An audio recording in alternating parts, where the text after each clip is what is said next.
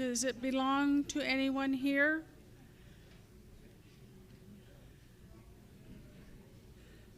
A feather has been found looking for its owner. Not here? Was it on the cross? Pardon? Was it on the cross? Was it tablet?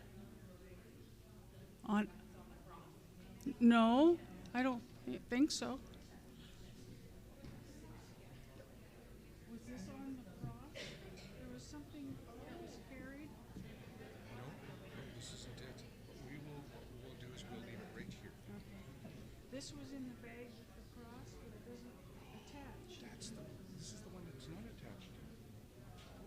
But prior says that one didn't see It needs a mail. Okay, I'll see if there may be probably one more section in there with two screws. there's one more section, I think that's what's missing, and Okay. they don't have it. So that's what you'll need when it's eventually found.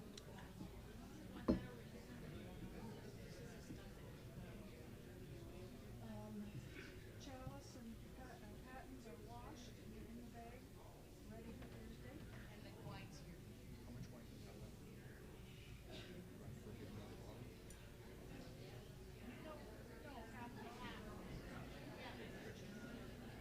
And clean through it so they're, we're just doing linens. We're still good with it.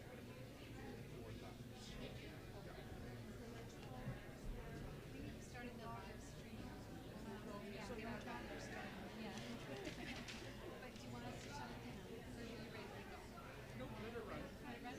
Just be aware of where you're going to take pictures. In other words, say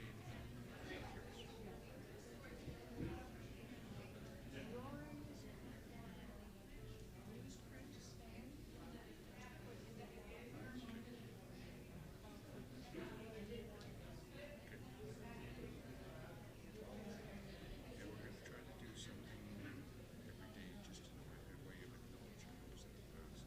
Yes. So I will get pen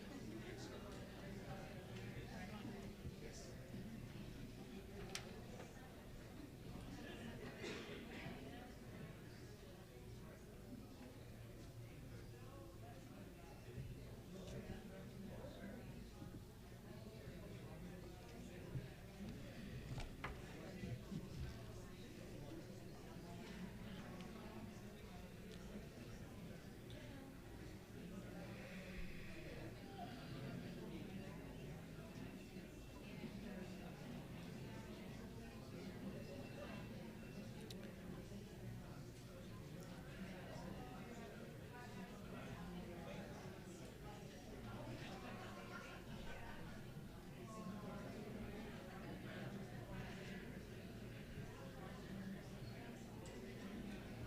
Donna wanted us to be up with you. Wait, actually, both of you are going to start out with words. Pardon? Both of you are going to start out with words as in our book about ASIP, things that have been done, and then things that are the next steps going forward. Because we have an election coming. What are the expectations? I want you to be able to relate to them what they need to know, especially for the next board and next people coming up. And then after that, I'll come in with my words of going forward. Okay? So,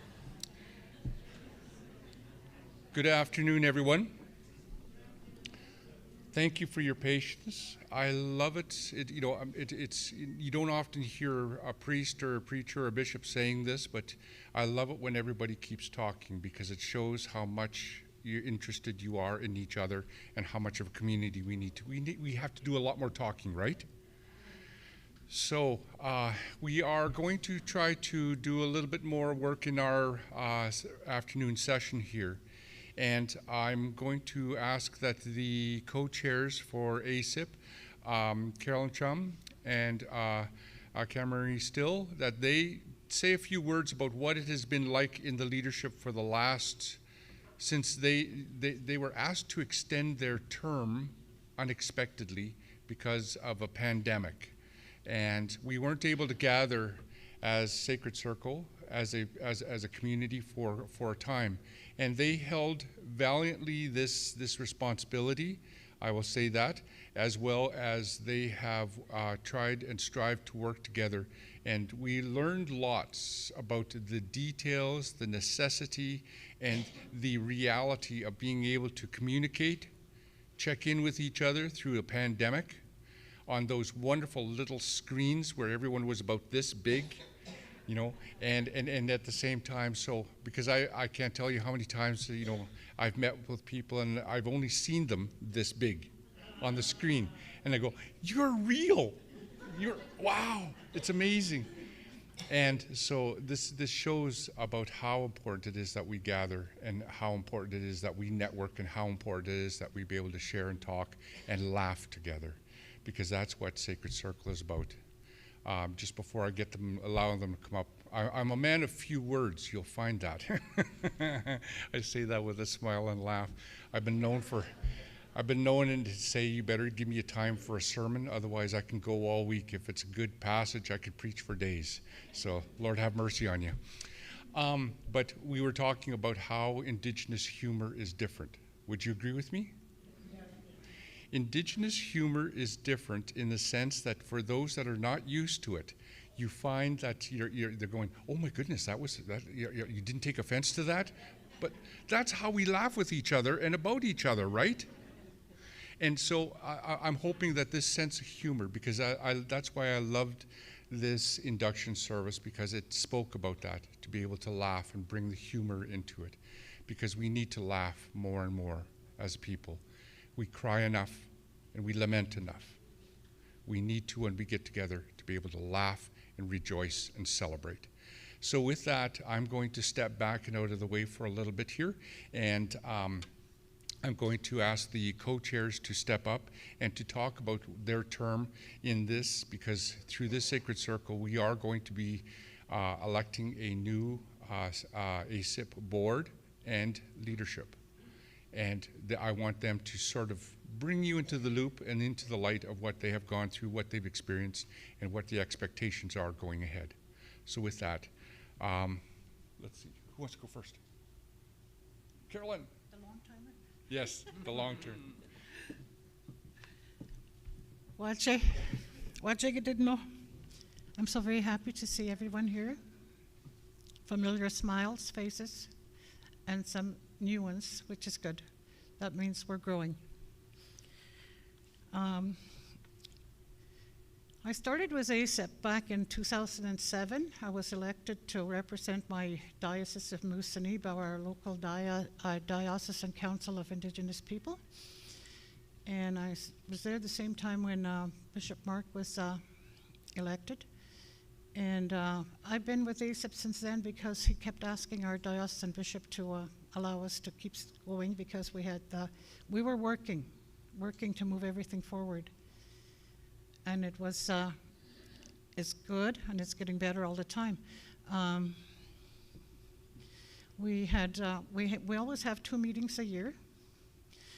And for those of you who aspire to be on ASIP, I would like to say, make sure it's something you really want to do, because you got to commit to 2 meetings a year. And if you want to be chairperson, you know you'll have to go to COGS twice a year too. So, I have not been faithful in going to COGS because I still work full-time, so I don't get that much time off from my employer, but I make sure I save my days for ASIP and for Sacred Circle because I have that commitment to carry the work forward. My last term ended at Prince George, our last in-person Sacred Circle. And I had said my goodbyes to everyone, but then I got appointed by Bishop Mark to be the member at large. Of course, when asked, could I say no? No, you don't say no to God. When he works through different ways to get you to keep going, doing the wonderful work we are. So I've got to meet a lot of people along the way. We've had a lot of challenges too. As you know, over the years, we have this continuing problem, issues with our broken people, healing. So we've had a lot of work to do with suicide prevention and other healing gatherings, reconciliation, and the truth and reconciliation that happened along the way too. So it's been a remarkable journey for a lot of us and for me. I learned so much from my brothers and sisters across Canada. And then we got started working on our self-determination. And we had a special group that that were gathered, called, Vince is one of them, Bishop Lydia. I know I'm going to miss somebody. Donna. Ginny was there, Ginny Doctor, our beloved Ginny. And they started working on our way of life document. And they came with the first draft, and we had to do a virtual Sacred Circle to go through it, review it, tear it apart, build it back together. And that focus group, Bishop Larry was part of it too. And they worked so hard. And we have to commend them for that. And the next Sacred Circle, they had brought this document back, our way of life. And it doesn't stop here. It'll be great if we get this ratified this week, but then the work doesn't stop.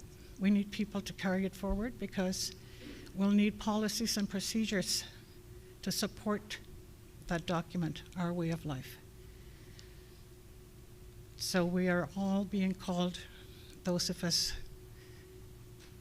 listen for that call, step up, to do the work. I think that's all I have to say. And I'm going to say goodbye again this week. I will not be continuing. So I just want to say, I love you guys.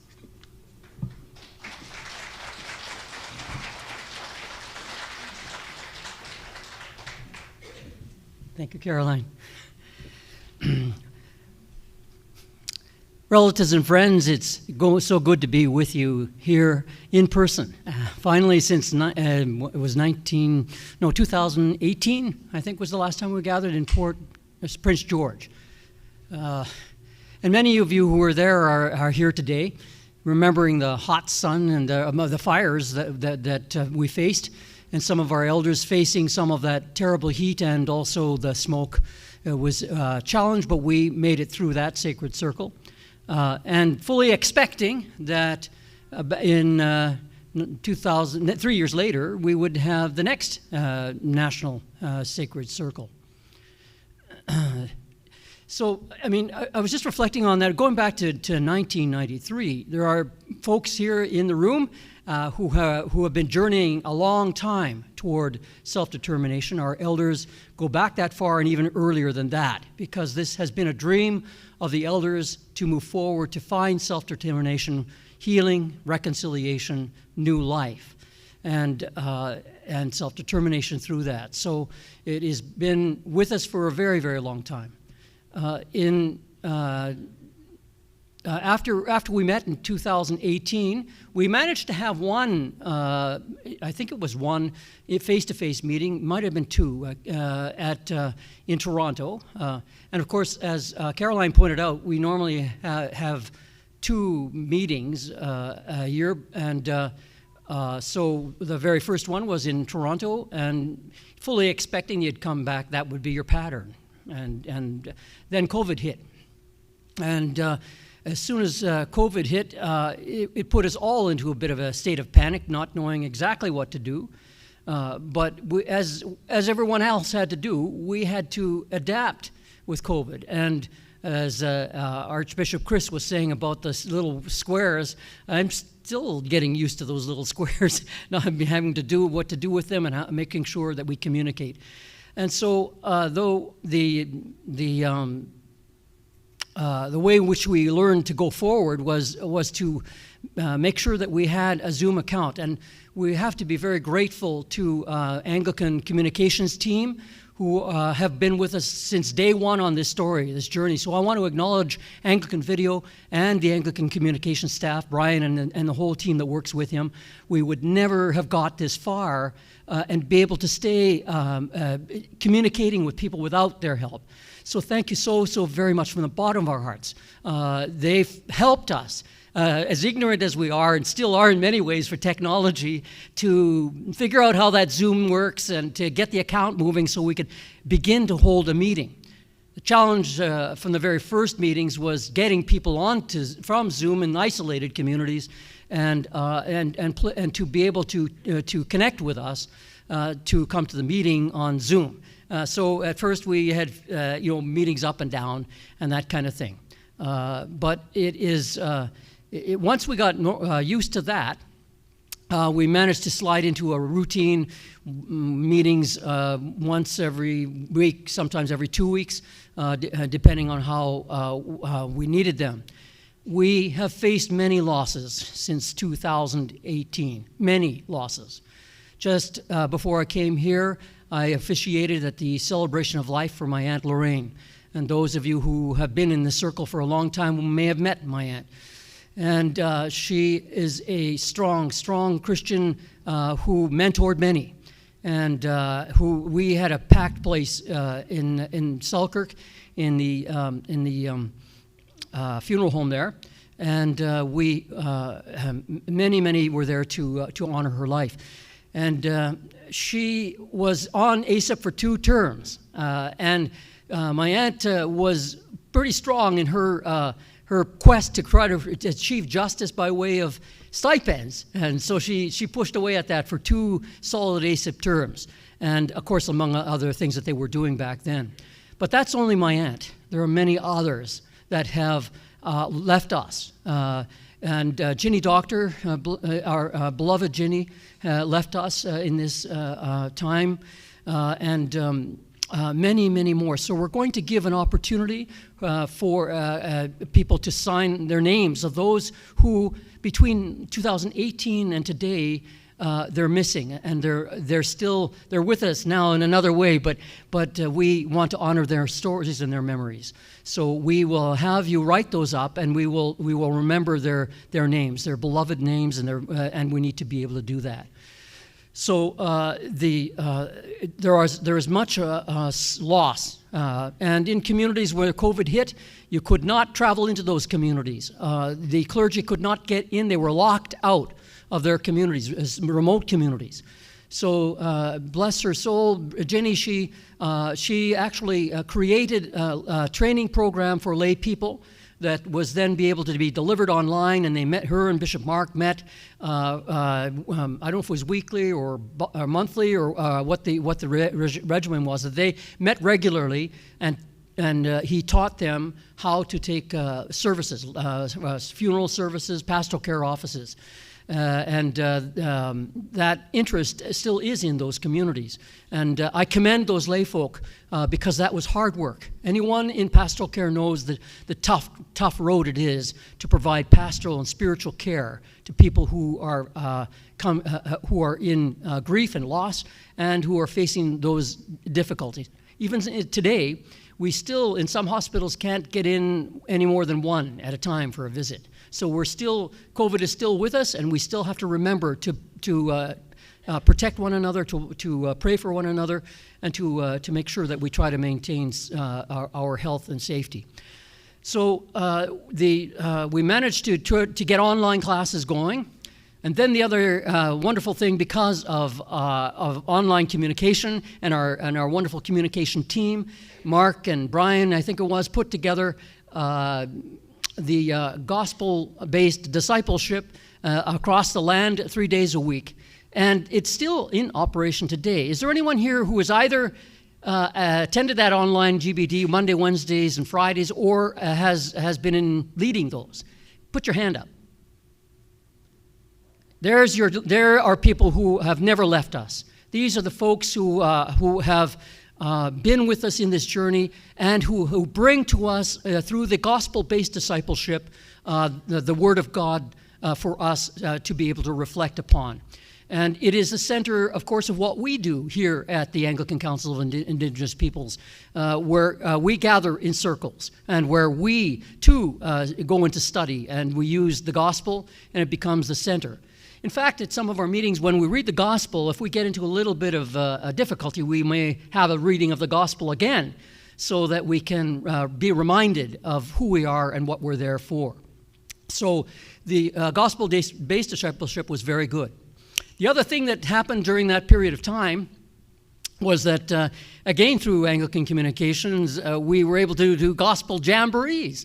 And I think with the assistance of Bishop Mark and the contacts across the land, we were able to, I don't know how many national ones we had, but I enjoyed every one of those. And we now have a little bit of the skill there, but we're going to have to get tutored again into how to do that, because the online jamborees really worked well.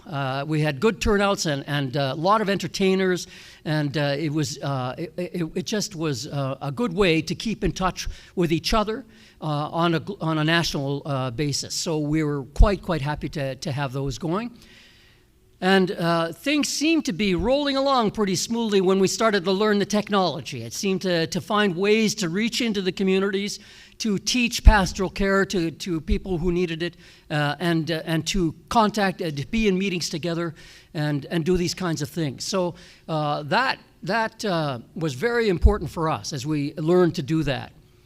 But along with that also came some more challenges as we moved along, because in Kamloops we had an announcement that the remains of some of the children from residential schools were found on the grounds of the former residential school there. And many today are still living with the impacts of residential schools, and so we want to take care of our seniors and our elders and those survivors of the residential schools. And if you meet a survivor, try to make sure that you shake their hands and thank them. Thank them, because they're the ones who have been with us all along, and they're the ones today who have been trying to help us to achieve the vision of the elders, going all the way back. And so we need to remember them, pray for them, and continue to let them know we're working on healing, reconciliation, and hope in the country. And so the announcement had its impacts. We did lose one of the. There were tri-chairs. There were three chairs when we started out, so we basically ended up with myself, and then thankfully Carolyn rejoined onto as co-chair, and that helped with some stability. We also, after we lost Bishop Mark and he in the resignation, we were joined by interim National Indigenous Archbishop Sidney Black, and what a gift he was to us, is to us. Because Sidney and his memory, collective memory, goes all the way back to the start as well. I remember being with Sidney Black in 1993 in Kenora, in Menaki Lodge, and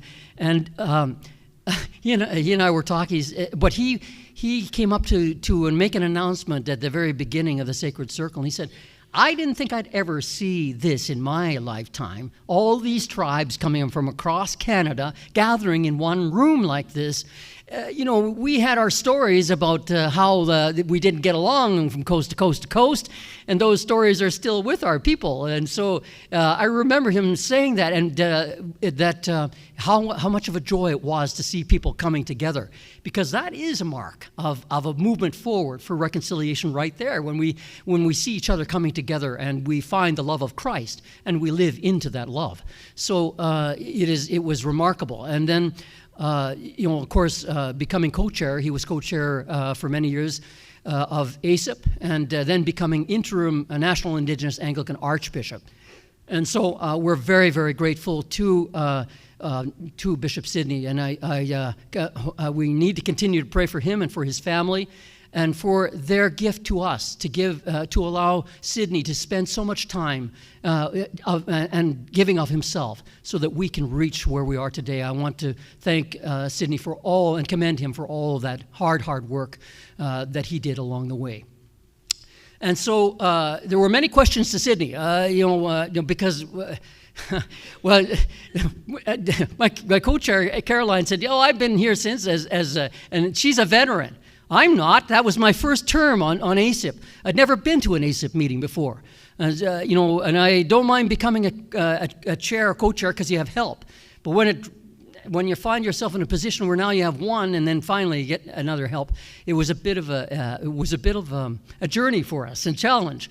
But Sidney was, because we're good friends, he helped along the way, not just with me, but all of us, to be able to find the way to go. There were many meetings that we had to hold. Another sort of really neat thing, the Indigenous ministries had access to a phone line where we could reach each other and be in meetings with each other each week to keep ourselves updated as to how things were going to move along and what we could do. And as these kinds of things got going, we realized we needed to do certain things. For example, when the remains were discovered at Kamloops, and from there forward, it was Bishop Mark who was the one who established the memorials for the communities right across the land. And the memorials are found in your book, the Gospel-Based Discipleship book. Those memorials were in there, and we did 3 solid days of memorials and prayers every time an announcement was held. And we're still thinking that might be useful to have those memorials, maybe even monthly, to recognize when that happens across the land, and to continue that effort. But this is the kind of thing that when we went to the virtual meetings, and when the National Indigenous Interim Archbishop Sidney came on board, we carried on those good things. And so that was a challenge for us in leadership. And then moving forward from there, we knew we needed to keep going, and we needed to elect the next National Indigenous Archbishop. And so we turned to the canon, which is the way in which Mark was raised up, and we followed that canon, and we had some excellent candidates. I can tell you we had 4 men, 4 women, and it was each of those candidates, I want to thank them for letting their names stand. I think, as we've already heard, God calls, you kind of say, answer that. Yes, I'll go. And so to those who let their names stand, thank you so very much. Because these gifts, each of them had tremendous gifts. And we thank them that they are still in our community and sharing their gifts. And we will always be grateful for that. So we went through the process, and as the search committee, thank you, Donna, for chairing that search committee. And after the search committee had completed its work, we recommended 3 names, and then out of the 3 names, we went to each person. It's hard to do that, because normally in the Indigenous way, you do it by consensus, and so you go around the room and hear from everybody, and then you kind of go from there.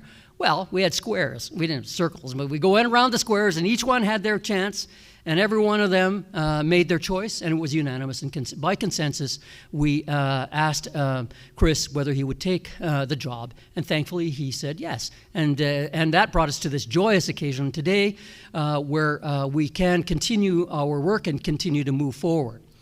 Now, in the work leading up to us also, being in COVID, we had to do another important piece of work because Sacred Circle asked us in 2018 to do 4 things roughly. One was to make sure that we held another Sacred Circle, a young adult Sacred Circle, a gathering where everybody could come together, just not for business, but to build friendships and that kind of thing. That's 3 things. And then the 4th, of course, was working on self-determination and the work we needed to do on the Constitution. I call it Constitution bylaws, basically, essentially. So in order to complete that work, we needed a focus group. And Caroline has mentioned that, but I'd ask the focus group to stand, if they're here, members of the focus group. These are the important people that we honor for the work that they have done. We would not be here without their help. And these are the ones who are, they did their work of writing, and there may not all be here. Donna, we're missing. There's Lydia. Everybody else was here other than, that's it? Wonderful. So you can sit down now. Thank you so very much. Yes, indeed. Give them a hand. Thank you so much. Missing people. Bishop Isaiah Beardy. Bishop Adam. In and out of the work. He's back there. Thank you very much, Bishop Adam. Anyone else we're missing? That's probably it. And Sydney Black. Yeah, that was your writing team that came up with the writing, and we commend them for that work, hard work, because all of what they wrote had to go then to the Indigenous House of Bishops Leadership Circle, and they looked at it for edits that they thought might help.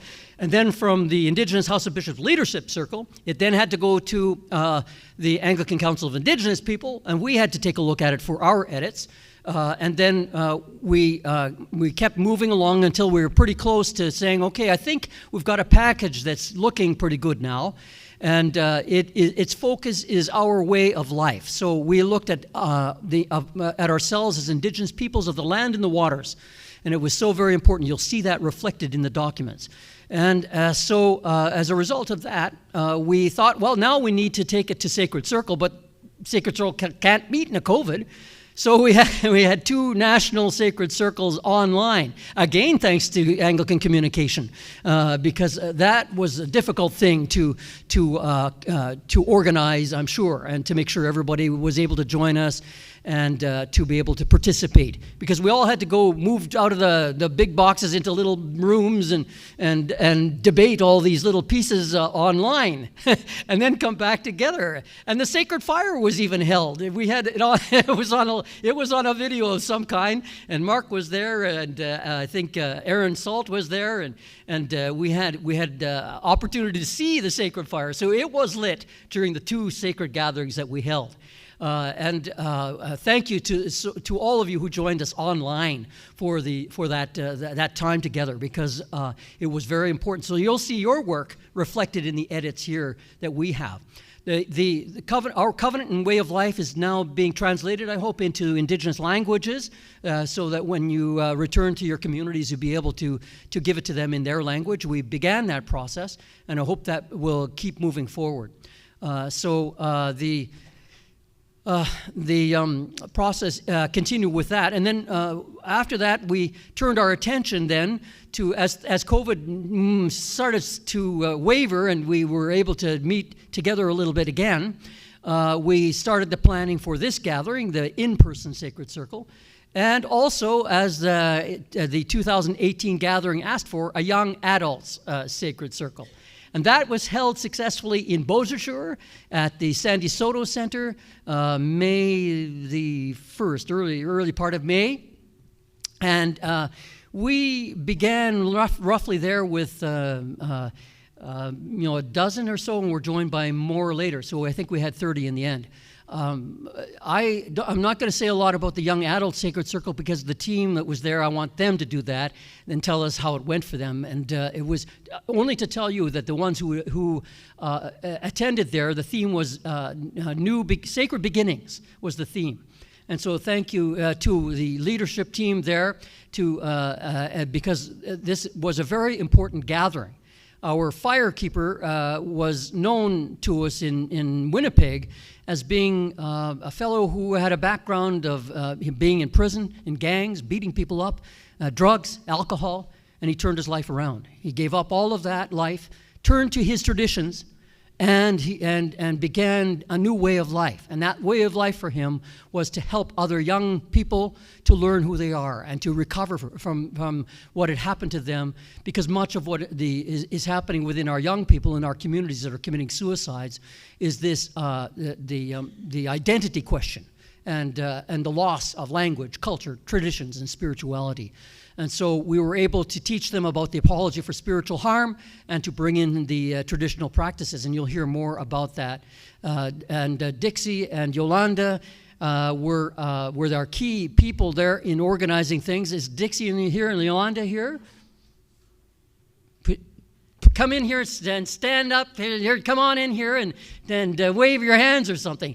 These are very important people because that gathering was a huge success. And we want to commend them for that wonderful work that they did in Beausejour. Thank you so very much, and we look forward to hearing your report. It is in the weeks as we in the pieces of work that we're going to do this week. You'll hear from them, and the other pieces of work that ASIP did were important as well. We have suicide prevention. And Dorothy Russell Patterson, her husband John, working as a team together, have been all over the place to be able to share their teachings and learnings on suicide prevention. And that's a very big task these days. Your prayers for them are so much appreciated, and continue to pray for them, please. We did begin a work you'll hear later this week on trauma and the response to trauma. And there's a bit of a story that goes with that. I'll share a little bit later this week as well. So we're beginning new pieces of work. We're moving forward. The covenant we're working on this week.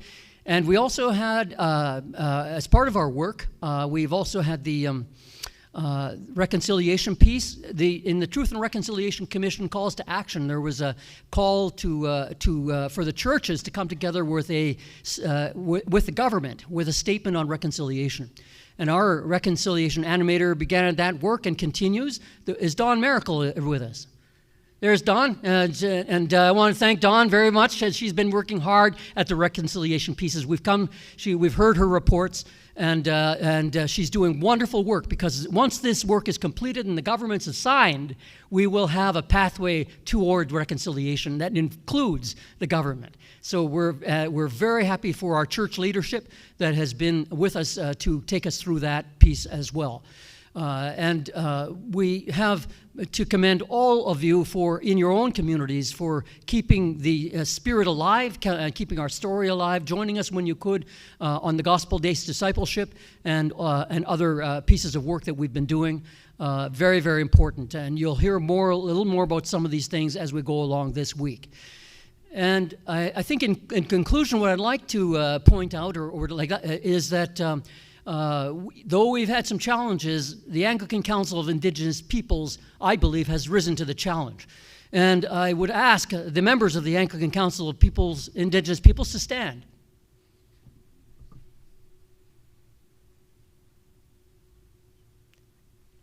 Thank you so very much. This is our team who have been working hard since 2018. And we have felt your prayers. We have not been able to do what we do without your prayers. We feel them, we know you're praying for us, and we know that we are close to the vision and dream of our elders for healing, reconciliation, and self-determination. We are working toward getting the covenant and way of life. Once we get consensus here on the covenant and way of life, we will hopefully have a resolution that will move that to General Synod, and General Synod will then take that and make sure it gets into the Canon 22, and our work will continue. I would say that this is our gathering. This is your gathering, and I would say that it is here where we have a voice as to what we would like to have happen on the national stage and what we want for ourselves as Indigenous peoples.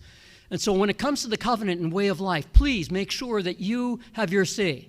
And if there's something missing in that covenant, or you feel that something needs attention, you let us know. That's what this week is all about, so that everyone is on the same page and we can come away from this gathering strong, proud, and full of hope for the days ahead. May God bless us on this journey this week, and I commend the Sacred Circle for its work. May God bless us in our journey.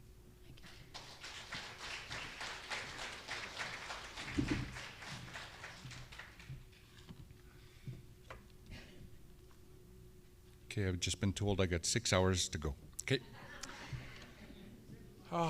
Good luck.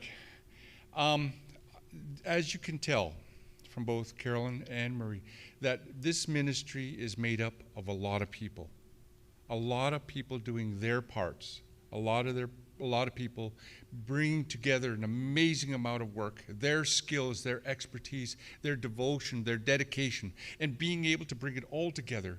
And it comes out into this beautiful form of what we call Indigenous ministries, what we call the covenant and our way of life. It also has been led by a lot of people that have started right from the very beginning when we talked about what it means to be walking in reconciliation. What Donna's been working with for a long time and trying to build up the ability, the voice, the course that we've been able to chart thus far. When we talked about the gatherings of Indigenous peoples going back to 1993, and I pulled this out of the folders that we have for the poster, more than I can say, an apology for the residential schools, Michael Pierce, going back to 1993. And having those words, having the elders to be able to respond back to that apology, and how we've been living in that apology and moving forward from then. 1994, as the covenant was drafted and was written up, and everybody signing on to it, going back. And you see a lot of wonderful names on there and some of them are not with us anymore. Going again, April 23rd to 26th, 1994. This is a culmination. This is the summary of a lot of people, their dedication, their work, their love, their efforts to move our ministry forward. And we're now at a stage where we have it in a book, in this draft. Over this week, we're going to be taking a look at it. We're going to be making sure that we fully understand it, each and every one of us here for Sacred Circle, so that we understand that this is our document that we are going to be taking to General Synod for General Synod to acknowledge. It is then that I say that the work begins for the new ASIP.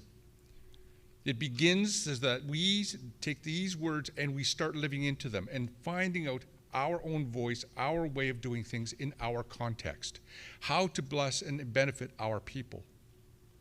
Your ministry, all of us, again, working and walking together. In the Diocese of Saskatchewan, among the Plains Cree, we use the word mamawe, walking together.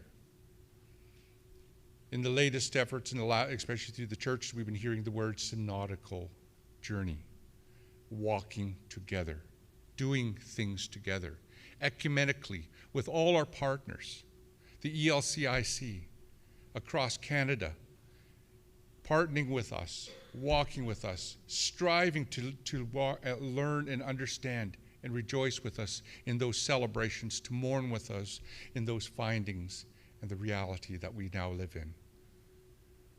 The sacred beginnings with the young people, we talked about how we live in the brokenness and at the same time learning these traditional skills, these new knowledges, the knowledges that have been handed on down from the ancestors, where we were told through the residential schools in the early times that this was wrong. We cannot do this. How things have changed. I remember from the first time when I went to Reverend Andrew Wesley's ordination at Redeemer on Bloor. And I walked in and I smelled sweet grass. I saw an eagle feather being held up. I heard an honor song being sung in the church. I cried because I never thought I would live long enough to ever hear, see, or smell that in our church. We still live in an age, in a time of struggling through all of this. I served in churches where one of my own parishioners, and this was on reserve, who said to me, because I allowed the sons of one of the elders who wanted to drum their grandfather out, and as they lowered the casket, they sang an honor song. They sang Going Home. And I remember one of the elders of the church coming up and saying, residential school survivor, who said, if you want to do that Indian stuff, you go find somewhere else, or I will. We still have conflict within our own communities. We still struggle to find out our own identity, our own voice. We still struggle to try to teach. Ones who have been victimized and perpetrated against, we are the ones who have to do the teaching.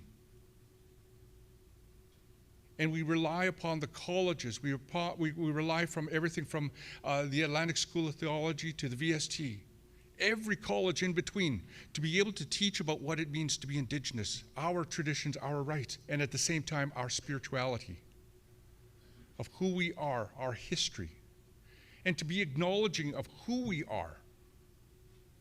We are not made out into cookie cutter, but instead we are wonderfully different in our diversity, and in the diversity being unified as one in one voice, to be able to walk together. It's not the diversity which divides, it's us who divide.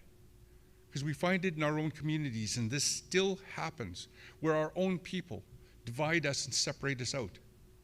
As my own relatives have said, why do you want to be part of something that has worked to destroy us? I said, what a better place than to be as a place of healing. I want to be a bridge builder. I've always strived to be a bridge builder. And I see so many people here that I know you in your ministries, all of you.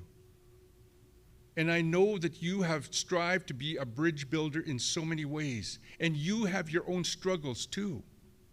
I know you do. But we together, with our prayers and our voice, we are finding our course. We are finding and plotting the path and the journey forward. We have amazing people who have made amazing major strides for all of us. And it continues. And thank the Lord.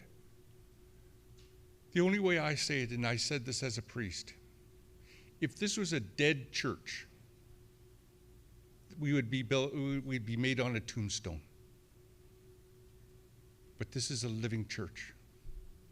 The doors open, and the breeze goes through, and the breeze takes it out. And all across this land, the people are moving and living. You are the church, not the building, not the institution, but you are the church in your communities. What you say and what you do builds us up.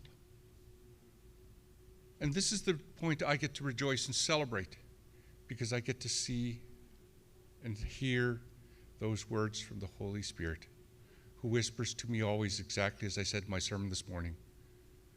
Now watch this. This is amazing. And every time I hear those words, I do the same thing that you just did. You smiled.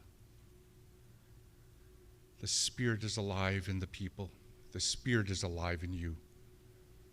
And this is our celebration. This is our time. We are moving on from the time of the apology. We cannot live in that anymore. We need to move forward, and we are moving forward in the covenant. And I thank each and every one of you that have used your skills, your ability, your dedication, your love to put these words in this document. our way of life, and the covenant.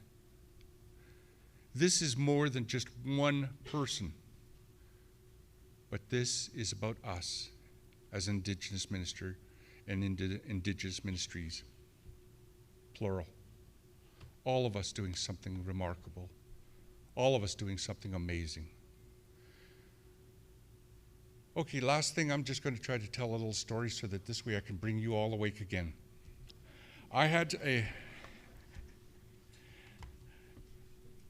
My kids always say, Dad, you have such a soothing voice, especially when you scream at us to get up. I was with my ecumenical friends. I have a lot of them, and one of them was a Baptist preacher. And he asked me, he says, why do you Anglicans always have to have those little books with you all the time to tell you how to pray and everything else like that? And I said, well, it keeps us, because otherwise sometimes we get so excited, we can pray and preach for days and years. And he said, really? He says, because I thought you only, and I said, well, yeah, that's why they try to limit us. The Anglican cycle, or what we're supposed to do for preaching, for a sermon, how long is it supposed to be? 12 minutes? 15? 20 at the most. What happens if you go over?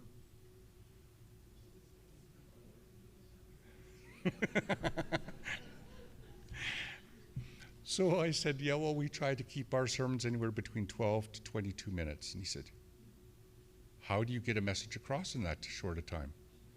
And I said, my dear brother, how long are your sermons? He said anywhere between 35 to sometimes 55 minutes long. And I said, really? How do you keep their attention? He says, yeah, well, do you ever wonder why they call us Bible thumpers?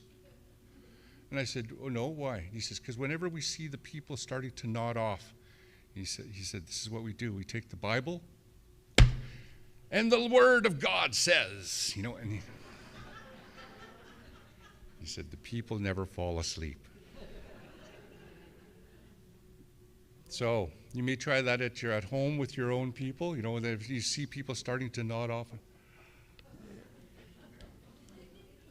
or else, on a football game on the cell phone, take your Bible.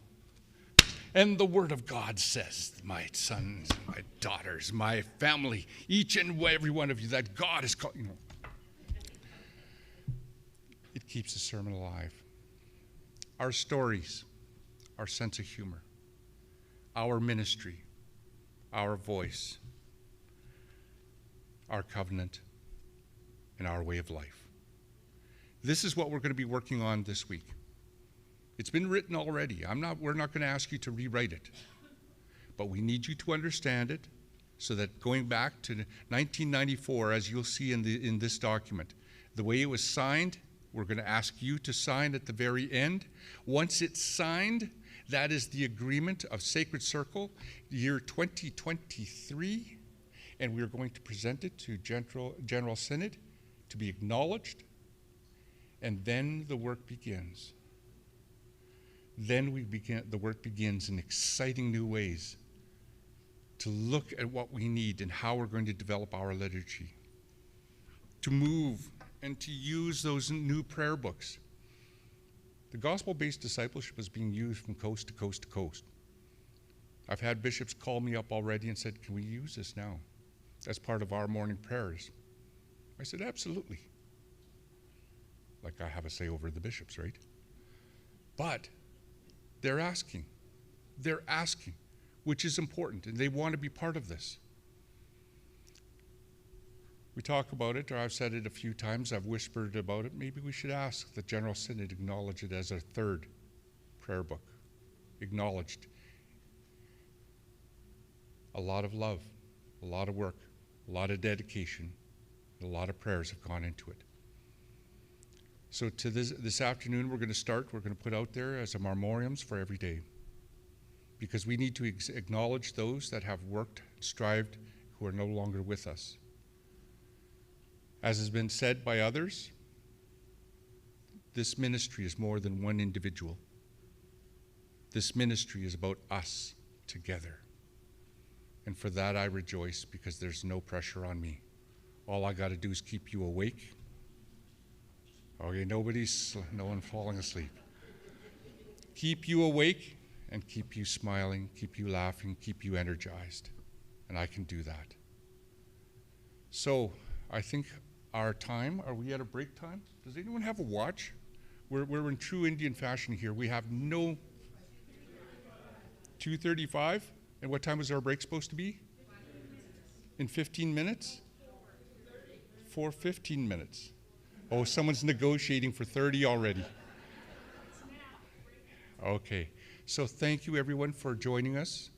Take 15-minute break because I look at Donna because she knows how to threaten me. So, I respect her very, very much and love her. So take 15 minutes and thank you very much. And we will come back here again. You should just thank that planning team like Donna and Teresa and the ones who put together this book. Oh yeah, we'll do that at the day too. Yeah. Yes. It's a wonderful job.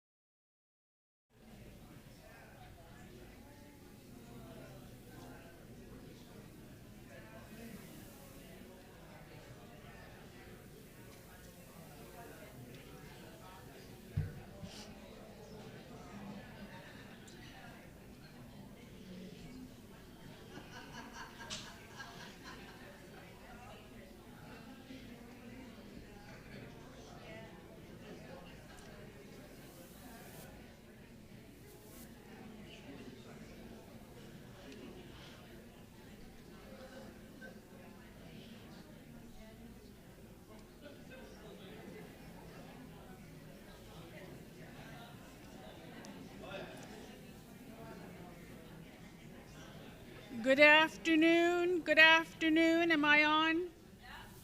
Can I have a little bit of light, please? Please and thank you.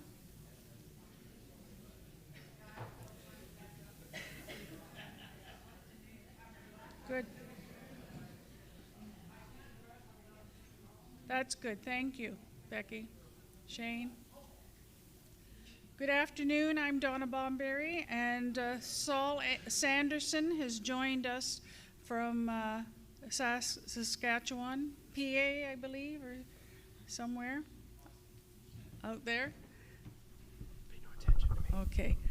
And he's zooming in with us this afternoon, so he's watching us now by live stream, and then he will be able to speak to us and answer any questions you might have. We're watching 2 videos this afternoon to give us historical perspective on us arriving at today in 2023 in our Indigenous ministries and work in Canada and with the Anglican Church.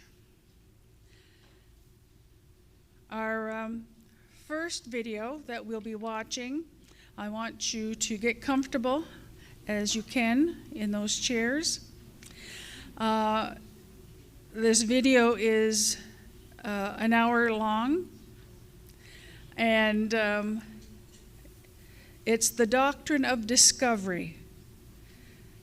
Stolen lands, strong hearts. And it's a challenging, truthful documentary. It is meant to educate people on the doctrine and create an awareness of its legacy for us in Canada. We offer this study, there's a study guide that you can use, and a few questions we might pose to say, as you watch it, what did you hear? How did you feel about what you heard and what you have learned? And what might be some next steps we might take in our reconciliation journey with others in our communities and in our church community in Canada. Saul will join us at the end of this video to help with some historical perspective in the work that he does for his nation, Cree Nation in the West, and his position as an elder, a senator, and respected leader with Indigenous leadership in Canada, as well as Saskatchewan. So we look forward to hearing from Saul at the end of this video. So I offer it to you. Sit back and watch. Doctrine of Discovery, Stolen Lands, Strong Hearts.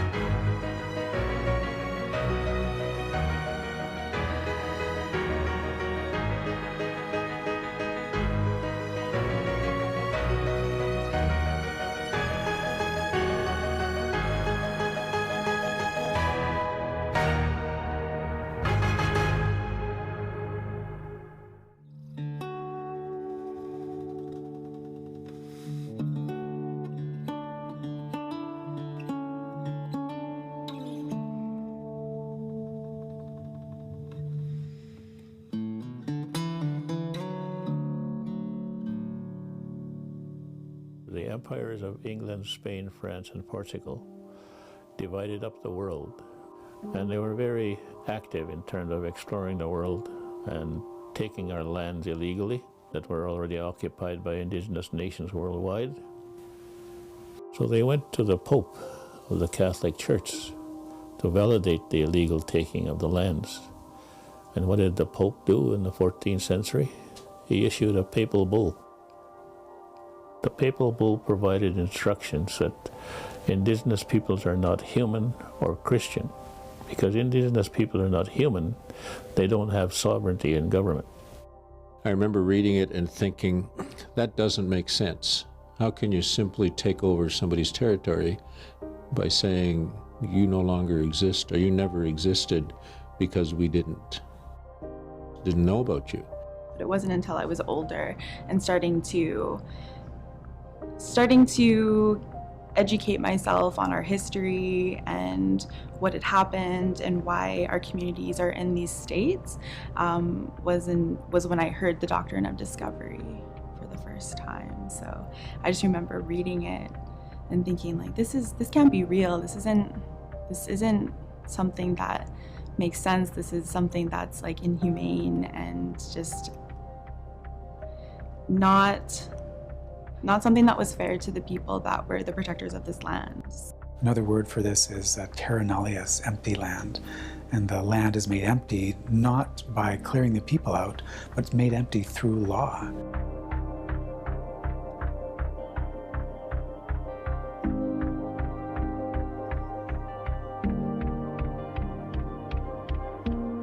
Chief Justice John Marshall basically said, in simple terms, we are sovereign because of the doctrine of discovery. We have the right to govern this land because we discovered it. And he wasn't talking about we in the American sense, he was talking about we in the white man sense. And that therefore, those nations that were here, those Indian nations that were here, are now semi-sovereign nations. So they're no longer sovereign. They are dependent upon our sovereignty, our willingness to let them retain some elements of sovereignty. It's relevant because not only is it basically the root of the whole structure of property law in Canada and the United States and Australia, for instance, but it is thoroughly enmeshed in the structures of our law so deeply that it's often difficult to even spot it. This fiction, this hidden foundation still lives with us because we don't assume, by and large, that Indigenous peoples today are primitive or have lower social skills on this kind of hierarchy of civilizations. But nevertheless, the law continues to assume that sovereignty of the Crown is paramount, the Crown title is underlying all of our land, when in fact that comes from nowhere. It comes from just an assertion. The underlying question is how, in the Canadian context, for instance, where does the Crown get its right to hold underlying title for all lands, which is the way that our law is structured? Where does the Crown get its jurisdiction over all matters?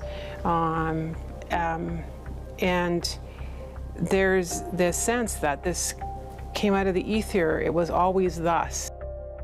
Starting at the time of the first colonial incursions into the Americas, there had to be justification. Why did the colonial powers have the right to take over these lands and assert their sovereignty or their jurisdiction? What did they do about the fact that there were people here already who were living in, using these lands, exercising their own laws, having their own political structures? There had to be some sort of justification to allow that colonial authority to be asserted.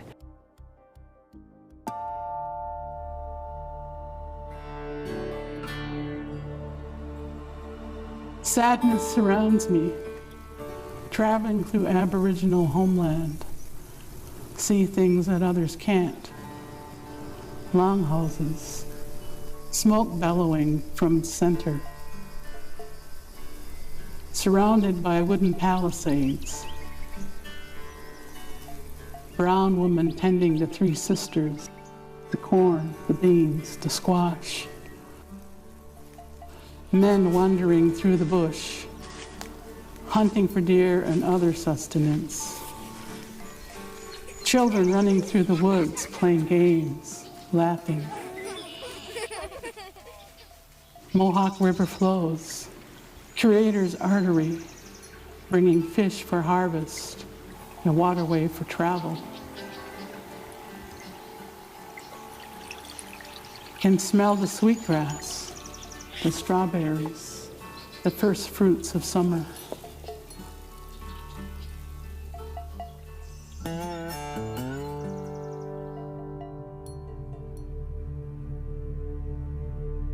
We occupied the whole Turtle Island, US and Canada, North America. And our nations and our people were granted inherent rights by the Creator. It wasn't an empty land, and there were lots of government sort of structures. The Mi'kmaq had different provinces. They used to come together on, regular meetings. The 5 nations and then the 6 nations of the Iroquois Confederacy. These were people who were mostly farmers. In Ontario, it's estimated that there was about 90 to 110,000 people living here when the Europeans came in.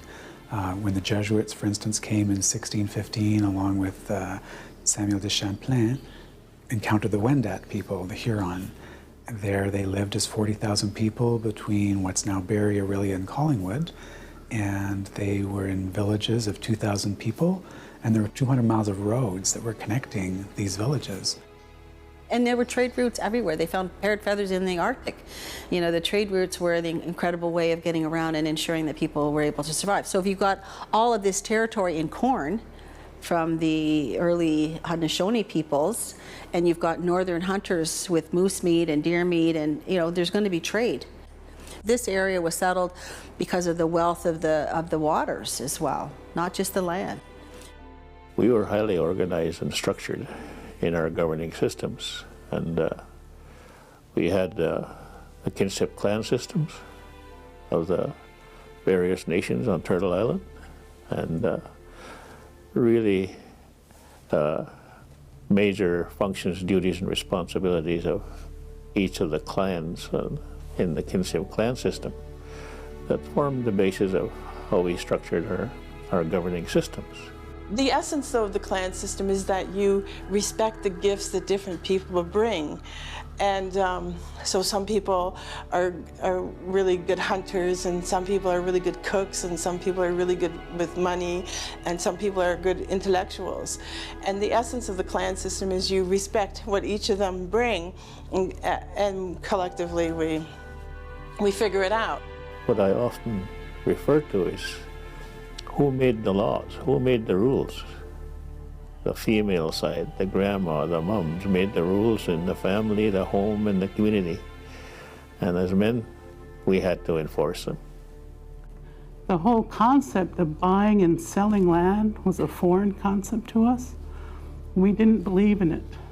We didn't believe that the land could be bought and could be sold, and that we were letting people use the land, and it was not a permanent transfer. It is about thriving cultures with political structures, with their own legal norms, with their own systems of exercising jurisdiction, with their own property laws.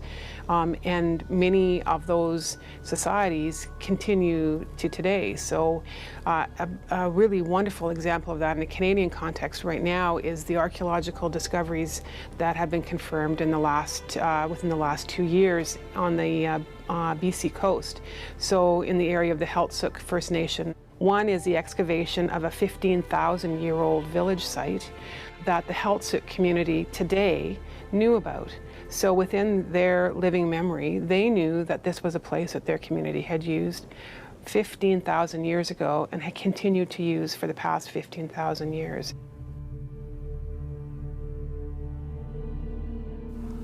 But then I see blood. My ancestors covered in red lifelessness. Settlers' blood too. Who was right? Who was wrong? Both wanted good life, good land. Now I see farmlands. Wonder if they grow the Three Sisters. See hard pavement that was once soft trail, good to walk with deerskin moccasins. Old stone buildings and homes carved out of once pristine land, now replace longhouses and a good, creator-given life that was before.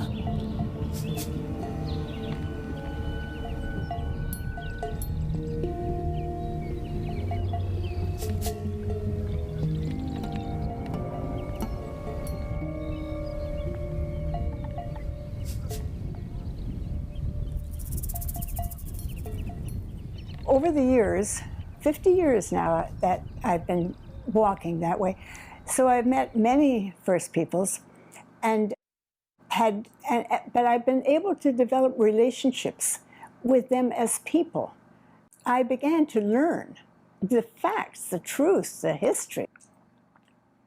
The fact that we signed treaties, that the Indian people, as we talked about Indians, had been here for thousands of years, and we were the newcomers among them, and we were the people who came and lived within their territory, their homeland, and they accepted us as neighbors. They were willing to take us in. There's an innate respect in our people for everyone and everything, because everyone is a creation of the Creator, is created by God. Therefore, that's an automatic respect. And so we just went along with them and helped them get along and helped them survive. There's a complicated set of factors that broke this relationship that was quite strong at one point. Settlers needed Indigenous peoples for knowing about the land, how to survive, food. Often it was just men coming along, and so there was partnerships formed, and the children were mixed between European and Indigenous parents, and that went on for 250 years in North America and was quite strong and developed distinctive cultures in many of those places. I think what started to erode that was the development of a mercantile system that could alienate or separate people from one another through trade that then had war attached to it. Canada has not got the reputation the United States has, where there was a lot of killing and shooting and burying of bodies. In Canada it was a little more subtle. These people that were here were in the way. And so how do we remove these people in a way that isn't bloodletting, but confines them someplace else? And so that was the remove people from their lands, put them in a space where we can contain them, control their access to resources. With MacDonald, John A. MacDonald, our first Prime Minister, it was let's just starve them to death. If they can't eat and they can't survive, they can't make babies, they can't continue. Of course, if you want to disorient any population, the first thing you must do is somehow break their contact with the land. Because the land on which they live is the source of their identity, their medicines, their food, their ability to self-sustain. And then that didn't work, so let's just take their children away, and we'll teach their children how to do things our way.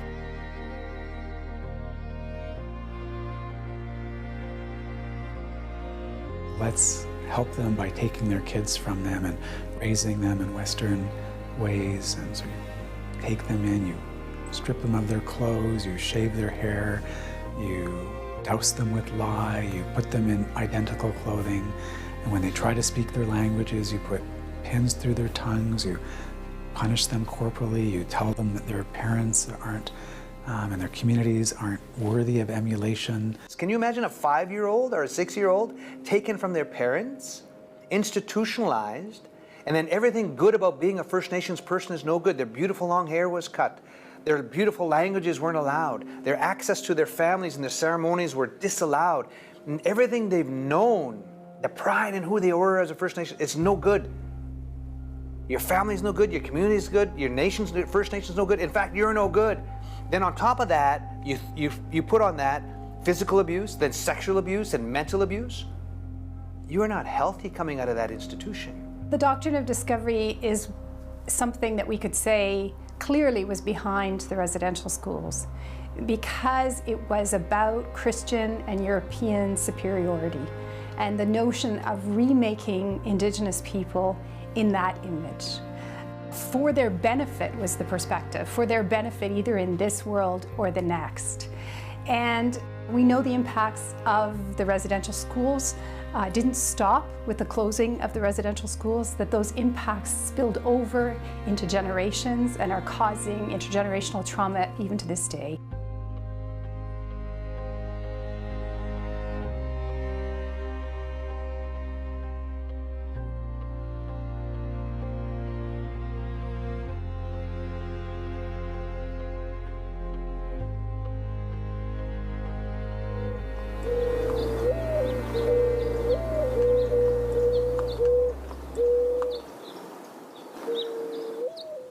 My grandfather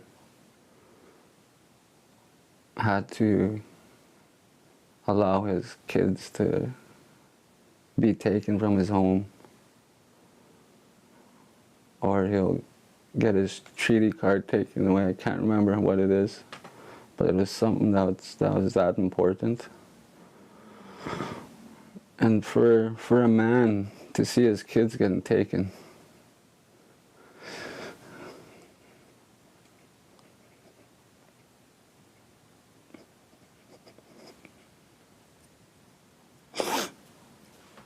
just makes me like scared. Like, how would I react if that was me with my kids or anybody else's kids? How could you live the next day? And then that's where that addiction comes in, because you're weak and you're sad and there's nothing to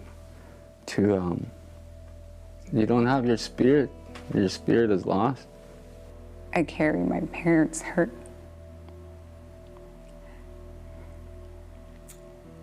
And I'm the first generation that didn't attend residential school. And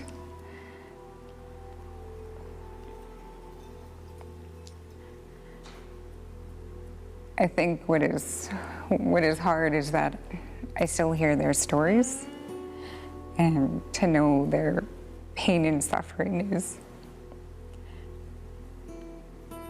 the saddest thing. I think virtually all the social ills in Indigenous communities today are the result of the disorientation that occurred for Indigenous populations because of that residential school era. And it's primarily an emotional and spiritual dislocation. Yes, it was physical and economic and social and other kinds of dynamics like that, but for Indigenous people ourselves, it's that emotional, spiritual disorientation that becomes a major complication in life. And for me, I've always said it's about the loss of spirituality, the loss of knowing who they are as Indigenous people, Indigenous youth. And that goes, that's one of the legacies of the residential schools. So a lot of our young people don't know who they are. And a lot of our men don't have, traditional culture. They don't understand where they came from. They don't really speak about it anymore. Yeah, so it's really sad. Like with the residential schools, there's a lot of impacts. Right to abuses, like physical, mental, even like lateral violence and all of that stuff. It's really sad. Martin Brokenleg talks about us the need to belong to something. And if your family has been destroyed, your family life has been destroyed through drugs and alcohol, then you don't have a family. You don't have a family to belong with. So therefore they may go where they can find a family, such as gangs or other negative influences like that. Read Rupert Ross's Indigenous Healing. Essentially what he says is that the first generation of Indigenous children going into schools were so overwhelmed, they simply shut themselves off emotionally. And of course, as a therapist, I've seen that happen for lots of people, but certainly with Indigenous populations, and it's the right thing to do. If you're a vulnerable kid or a vulnerable adult and life is simply overwhelming, it's probably best just to shut down, hunker down and hold on, because that's what that generation did. But there's a cost, and the cost is you never become skilled in managing your own emotional world, and then you can't teach those skills to your children and to your grandchildren. And when people can't manage themselves emotionally, they drown those emotions with alcohol, numb them with drugs or busyness or sex, or they turn those unmanaged emotions inward and they become depression and suicide, or they turn them outward and they become vandalism and violence. All those issues that we see, the pathologies that we see in indigenous populations, I think Ross is right. It's one of the legacies. It's the psycho-emotional and spiritual displacement that is the equivalent of the land displacement that the doctrine of discovery is trying to generate in the first place. Aboriginal communities are profoundly affected by the issues of institutional racism in the penal system. 5% of the Canadian population is Indigenous, 25% of the men and 35% of the women in penal institutions are Indigenous. In parts of the country it's higher. In Manitoba, 65% of the men in Stony Mountain are Indigenous, and I believe it's now about 90% of the women in Headingley, which is the women's prison in Manitoba. Those are shocking shockingly disproportionate levels of incarceration. Today we have new kinds of stressors. We have the missing and murdered Indigenous women. You know, in the last 70 years we've had child welfare, and those are kind of adding to that already toxic stew that's been generated over the course of time. So intergenerational effect, or legacy effect, is something that I also call it, is about people not having the opportunity to sit down and have a discussion about what's going on in their community, within themselves, within their families, and actually being able to process that to the extent that they can say, I can take a big breath here. I know there's not something terribly wrong with me. I'm actually suffering from something that has been handed down through generations because we have not had the opportunity to resolve.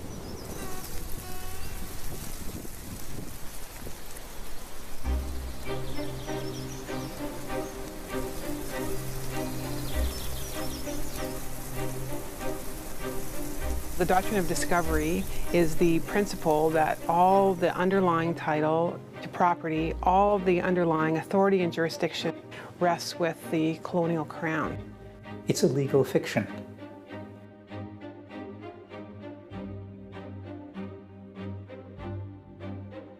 I spent much of my life as a therapist, and it's stunning when a client realizes they have lived much of their life with an illusion. Like, for example, I can't sing. People will say, well, the truth is most people can sing. It's because if you ask them, who told you you cannot sing and how old were you when they told you that, they'll be able to identify both. It's when in fact they were a vulnerable child that someone said to them, you cannot sing, and they believed it. And so then they build their life experience on that illusion. Well, that's what Western culture has done with the doctrine of discovery. It has built a reality. It's set up legal precedent. It believes it is true, but it is a legal fiction. The doctrine of discovery, as you know, has been validated by the Supreme Court in the U.S. for implementation, because the English common law system applying in Canada, Australia, New Zealand, and parts of India, that Supreme Court decision applies here, and it continues today. The Crown has not recognized Indigenous sovereignty. We still, by and large, have this Indian Act. The Indian Act was passed in 1876, designed to assimilate us. It's still the law today, and there's been very few amendments from that almost 150 years ago, 140 some odd years ago till this point. The Indian Act is archaic. It's designed to make Indians into good Victorian citizens of kind of the 1870s. Its very purpose is to erase the presence of Indians through their attrition and then teach them how to be like good citizens of that once upon a time era. The form of laws constructed for Indians today, based on those objectives of the Papal Bull, the doctrine of discovery, and those Empire Canadian colonial policies, have resulted in systemic racism in the laws of Canada for Indians. I often laugh when they say, well, we have Indian laws. You know, there's Indian laws. Those aren't Indian laws. Those are laws made by Canada respecting Indians. It's not our law. How do you take a whole population of people on a national scale and tell them that they have no right to make a decision? The idea was, we will make the decisions for you.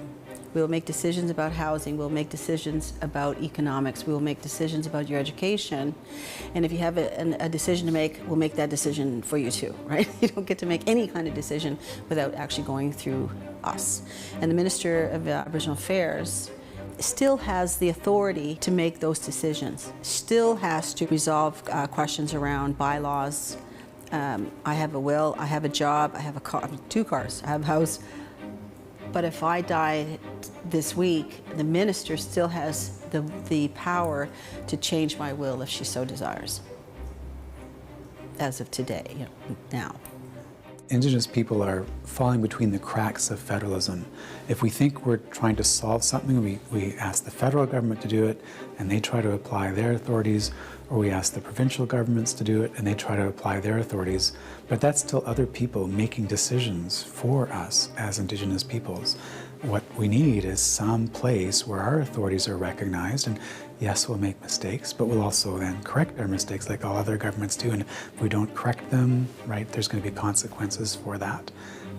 That needs to be a part of the way we think about our relationships. We've won hundreds of Supreme Court decisions, and the latest one being the Williams decision, the Chilcotin decision. The Supreme Court said Aboriginal rights and title are recognized for, like, we've always said that.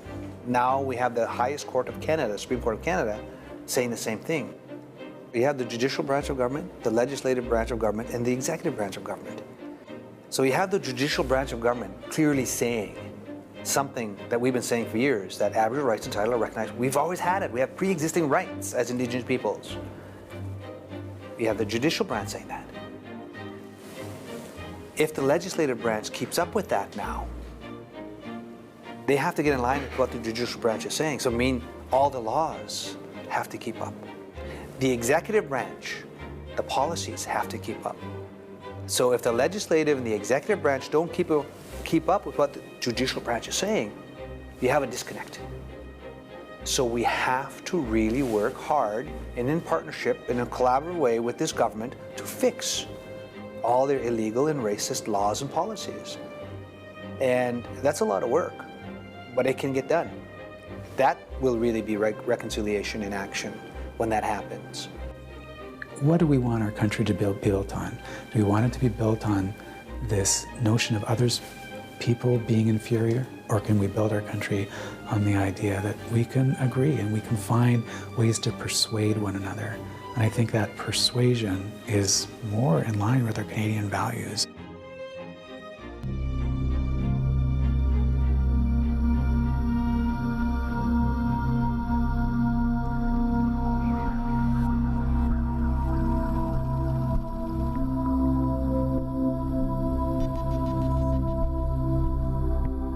To me, being Métis is being twice blessed. I'm part of 2 family trees that are rich.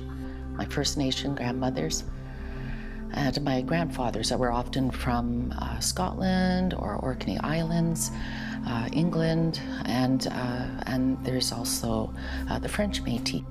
In Canada, prior to Canada becoming Canada and provinces becoming provinces, the Métis people arose in what we refer to as the historic Northwest and developed their own distinct language, culture, identity, known as the Métis Nation, often referred to as Riel's people.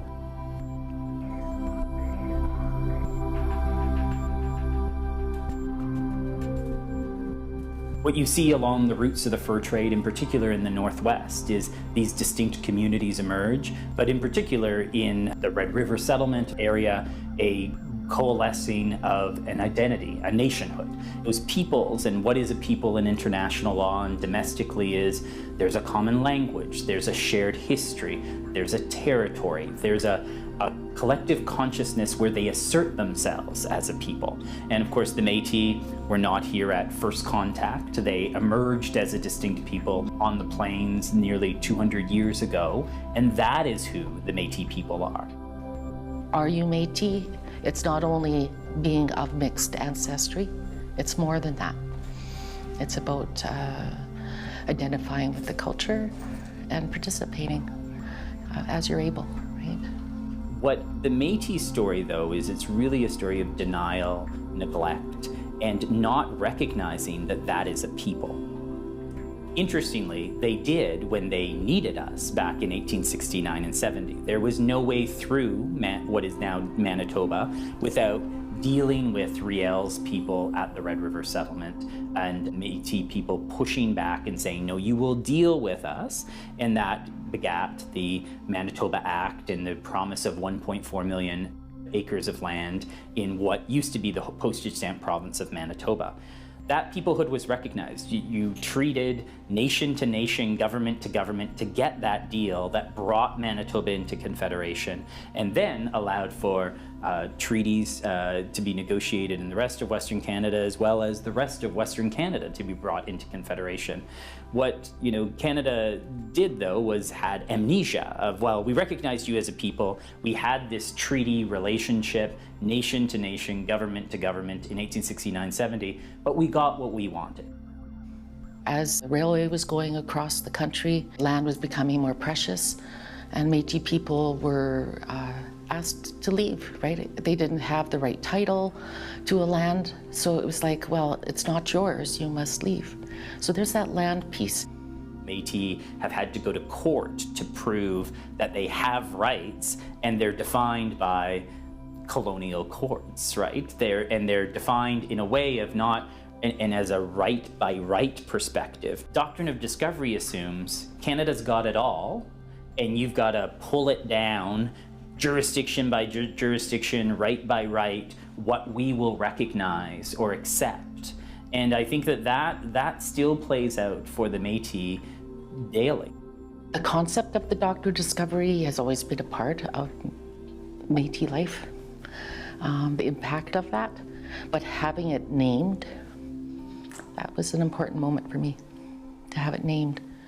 It's kind of interesting. It's like one of those sci-fi movies that it takes different forms all the time, whether it's the Indian Act or whether it's denial of Métis rights, and we don't realize it, right? And to a certain extent, Canadians are fed it in different ways, right? It's the idea that you hear, the negative comments you hear of, oh, well, we're giving First Nations, Métis everything, those sorts of comments where it's not a recognition of Canada's built upon these solemn promises and relationships that we've been doing a lot of sharing over the last 150 years, and you're seeing it from the view of, well, because you discovered, you've got it all.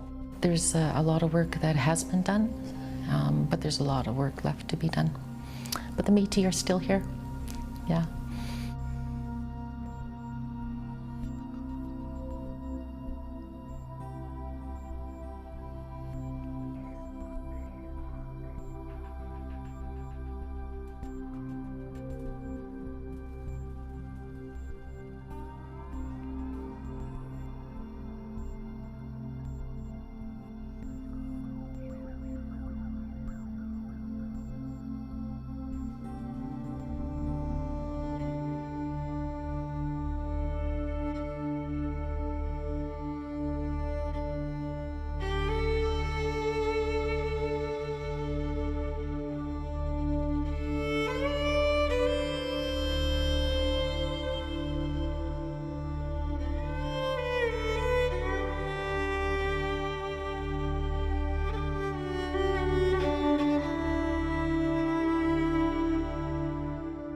Inuit are not First Nations and we're not Métis.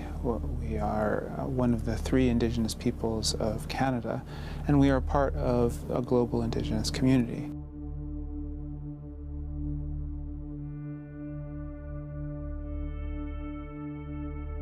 We are a minority Indigenous population within Canada, and often Canadians know nothing about us. When I come down here to the schools to talk about our way of life in the North, they say, children ask me, do you live in igloo? Yes, we do. I do live in igloo, but on the second floor.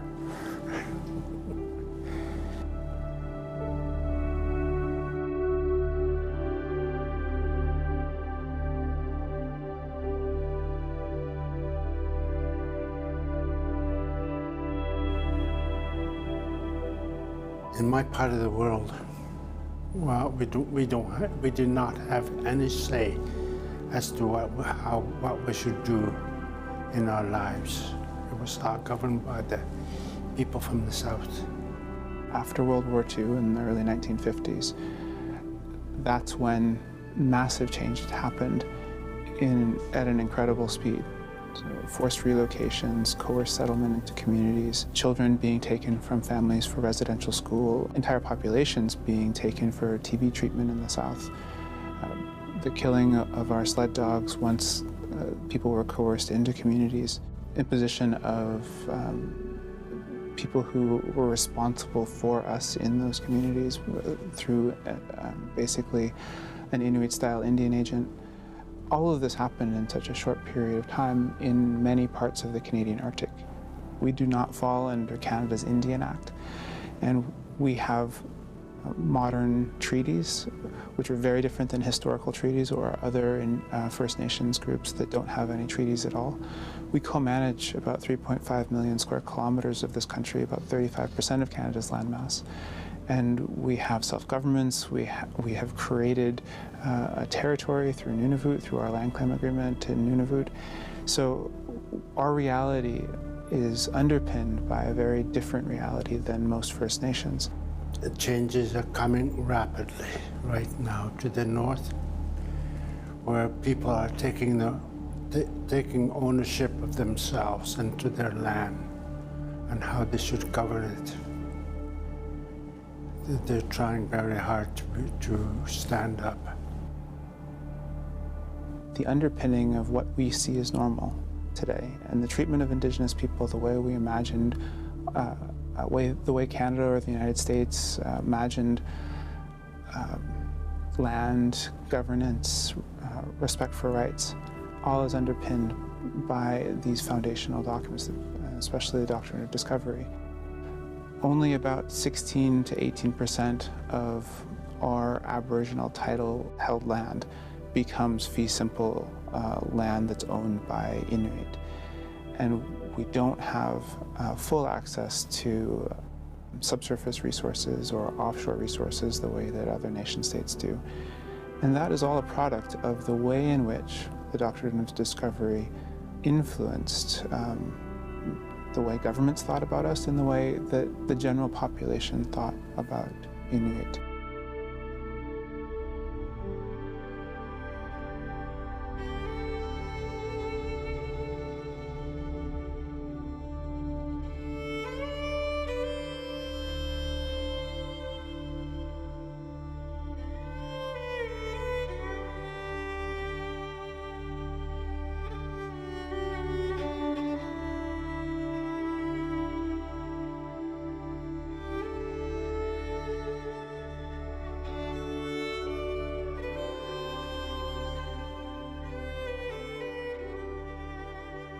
It isn't just looking back and apologizing for something that doesn't mean anything to anyone anymore.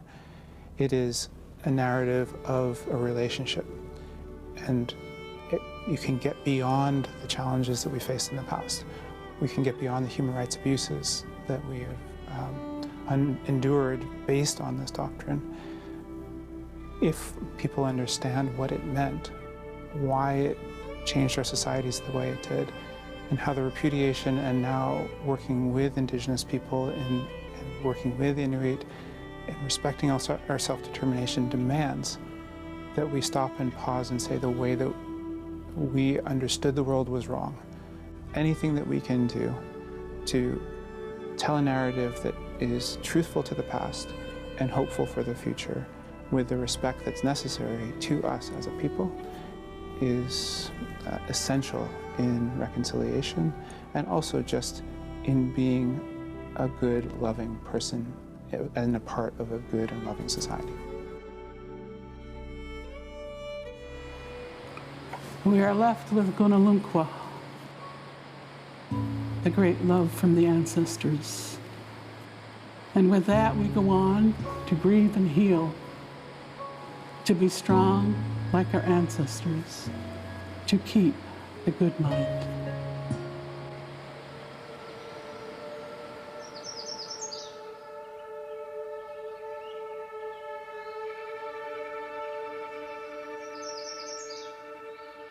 First of all, we've got to open ourselves to listen to the truth. And we've got to accept the fact that the truth of our relationship from the First Peoples' point of view is a different story altogether. And there has to be healing. We must find ways to keep talking with one another, sharing with one another, and allowing healing to happen before there can ever be reconciliation. There's a huge gap between what is experienced by settler communities and what is experienced by Indigenous people in terms of health, in terms of threat of violence, in terms of education levels, in terms of rates of incarceration. There's this gigantic gap. This gap has to close. That's reconciliation. Because this gap represents everything we talk about. It represents the 80+ boil water advisories. It represents the 1,200 missing murdered Indigenous women and girls. It represents the 40,000 kids in care, First Nations children in foster care. It represents a disproportionate number of our people in jails. It represents our overcrowded housing, the 5 to 7 times the youth suicide rate. All these negative things, that's what this 6th versus 63rd gap represents.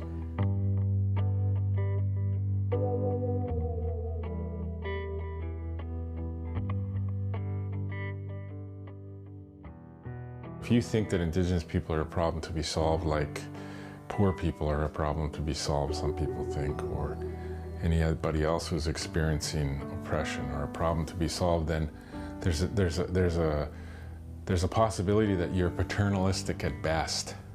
And paternalism and racism are on the same continuum, right? It starts off, and this is the story of Canada, it starts off as good intentions. There are people that say, why should Indians be any different? Why should we treat them in accordance with these treaties or these special constitutional rights? Why don't they just get on with it? You know, my ancestors came here from England or Scotland or France or the Caribbean, and yes, the first generation was hard, but we've made it better for ourselves. Why don't they just do that? Which ignores the fact that we're being held down from doing that. It's true that we can leave our reserves and go to the cities, but all these structures of terra nullius travel with us. They've taken a lot from us. A lot of our stories, we were an oral people. You know, they've practically almost taken our language, and you know, I'm really trying to learn Blackfoot from my grandparents, but there's a lot of work that we as Indigenous people have to do to ensure that we don't completely lose everything that makes us Indigenous, that makes us Nisitipi, that makes us whatever nation you come from. I work with kids all the time. I got young people from this community that I watched, you know, going down because of drugs and alcohol, and said, okay, stop. I want you to do something different. I want you to come with me. I'm going to go to this conference, or I'm going to go to this event, and I want you to come and I want you to listen. I want you to listen to what Marie Sinclair has to say about history. I want you to listen to what I have to say about, you know, our communities and the impact that has been there because of things that you know nothing about, but you're going to learn.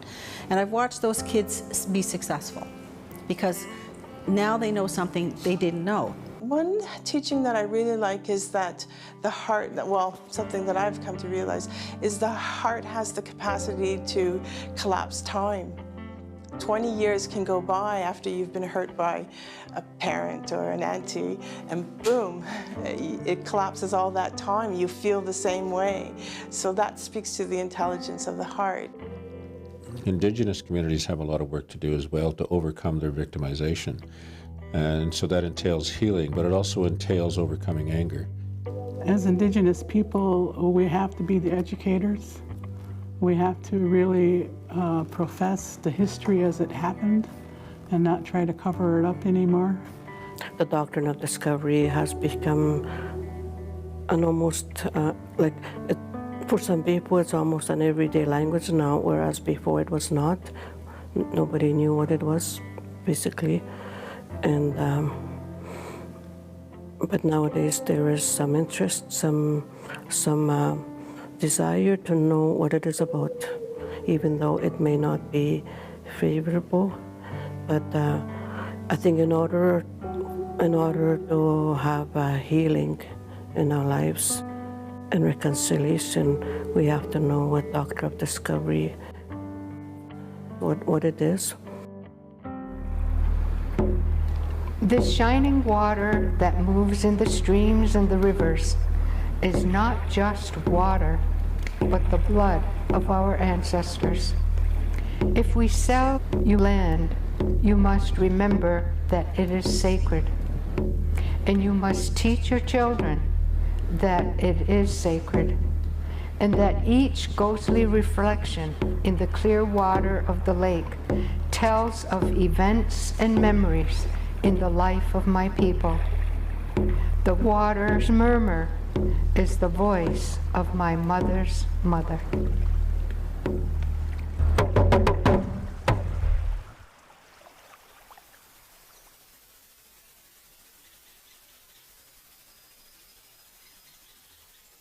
I think a simple declaration of repudiation would be sufficient, but there are many who would question whether or not that would be far enough or go far enough. And within government, I think they wouldn't quite appreciate what the significance of that is, and because they don't know what the implications are, they resist the temptation to do it, or they resist the effort to do it.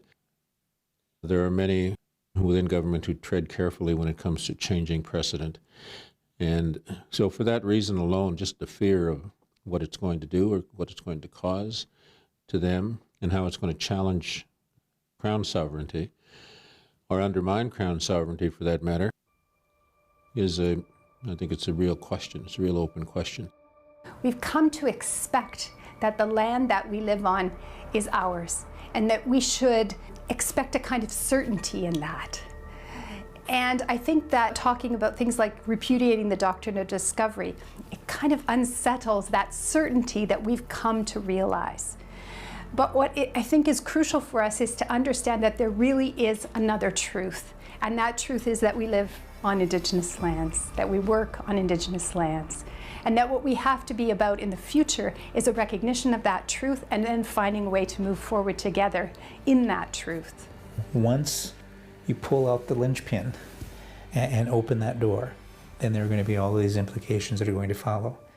In the calls to action, what we suggested, recognizing that that was going to be an area of resistance, what we suggested was, let's develop together a doctrine of reconciliation through a proclamation on reconciliation and a covenant on reconciliation, because regardless of what one thinks about repudiation and the implications of it, we can go further and redefine our new relationship through those documents as well.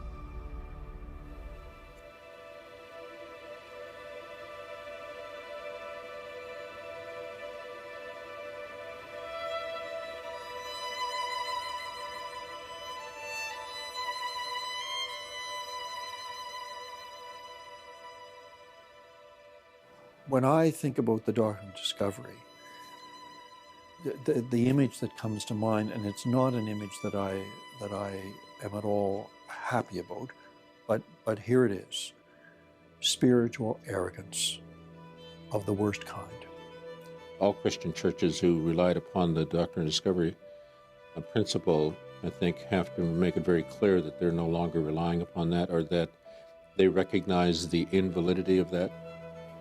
Christianity got entangled with this process of colonization. It was kind of fuel to the fire. And that's a devastating thing to come to grips with. I think that our churches are one of the biggest institutional racism organizations in Canada. I mean, and if you look at the structure. Where are the Indigenous people in that structure? Well, I think if racism is grounded on an understanding that somehow we're going to be saved from ourselves as a people, then I think racism is rife. I am very proud to be a Catholic Christian and also a Mohawk woman. We as church people need to be strong enough and not to say, oh no, it didn't happen, or, well, I'm sorry. Just listen, and you don't have to say anything. I first heard my first truth-telling about experiences in residential schools in 2010, and that was a game changer. That the whole ground shifted under me. Because you can intellectualize this stuff to a certain degree, but then you hear stories from survivors, and it just, your head and your heart and your spirit connect differently, understand differently, learn differently. And it was sort of in that context that the doctrine of discovery, you can see the schools as a mechanism of this underlying concept. And so to see that written, to see that as an ideological concept that has shaped so much of not just church practice, but the history of European colonization in North America and in other places around the world, it's shocking. It is very difficult to point and say, well, here it is. That's why the doctrine of discovery, I think, is a helpful way of describing it. It describes a systemic evil, a way in which a particularly dangerous and noxious idea becomes a part of the way people look at the world. It becomes a part of a worldview. So as much as the churches are repudiating the doctrine of discovery, we have a larger challenge, which is a political challenge, which is to have it removed from our constitutions. And then the second part of that is, I think the theologies are still really strong within our thinking. And we haven't taken the time as church in our process of reconciliation to do that deep self-critique that is going to be necessary to change our worldview. One of the great weaknesses of the TRC, in my mind, in Canada, is that as denominations, we're still separated. And every denomination has apologized for its mission history, I think. There have been many apologies, but we've never agreed that we would act collaboratively as people of faith. How do we reflect on our baptismal vow to respect the dignity of every human being and to strive for justice and peace among all people? Here is an opportunity for us to talk about the history of our own church and our struggle to be faithful as a church to that kind of commitment associated with our baptism. A Christian person as an individual has a twofold responsibility. Number one, they have to realize that they have been deeply influenced by these ideas, and they have to apply spiritual discipline and insight into resisting and countering these ideas in their own minds and hearts. And this is true for Indigenous people and non-Indigenous people both. This insight, I think, helps people to begin to move into advocacy and to start promoting ideas and policies in their communities and their organizations that will counter the impact of these ideas.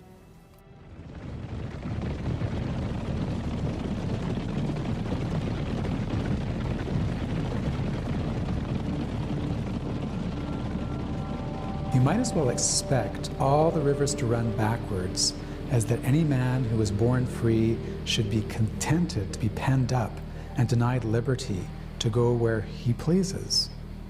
If you tie a horse to a stake, do you expect him to grow fat?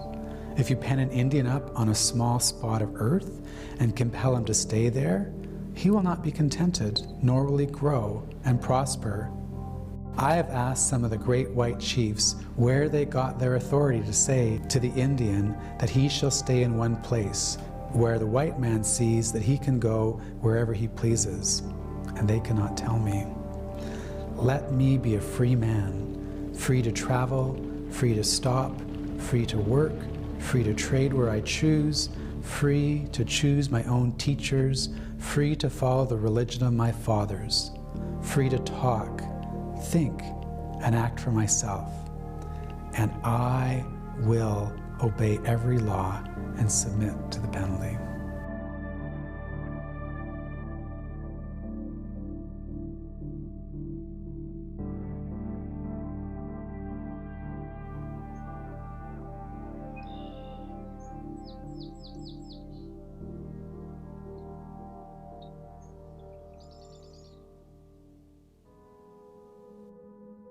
Reconciliation, I mean, just the dictionary meaning of it means, it could mean a couple things. One, to be friendly and harmonious again.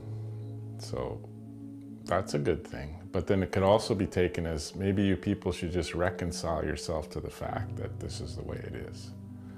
And sometimes I'm concerned that the latter is the case. Reconciliation is not about being a spectator. It's not about sitting back and waiting for government and churches and corporations and business to change the way they do things. It's about changing the way you do things, too. One of my favorite things to say is that believing in the sacred is far more rational and sustainable than the destruction of the economic paradigm. We know the economic paradigm isn't working. Why do we keep thinking that it's so powerful and it's so rational? And even Western laboratory science, it's not sustainable. We need to go back to having reverence for the land and reverence for the water and reverence for that Chaudière Falls where Creator placed the first sacred pipe, the ultimate symbol of reconciliation. What if we're a gift? Are a gift, and that our voice is important if Canada's going to understand who it is. Everybody has to accept what they did and what had happened. And if we can get on that level,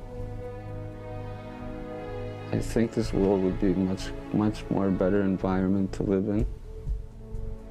I do a lot of public education. I speak to a lot of non-Native people. I'm working with the BAMP Center. We have an Allies program, and people come from all across the country.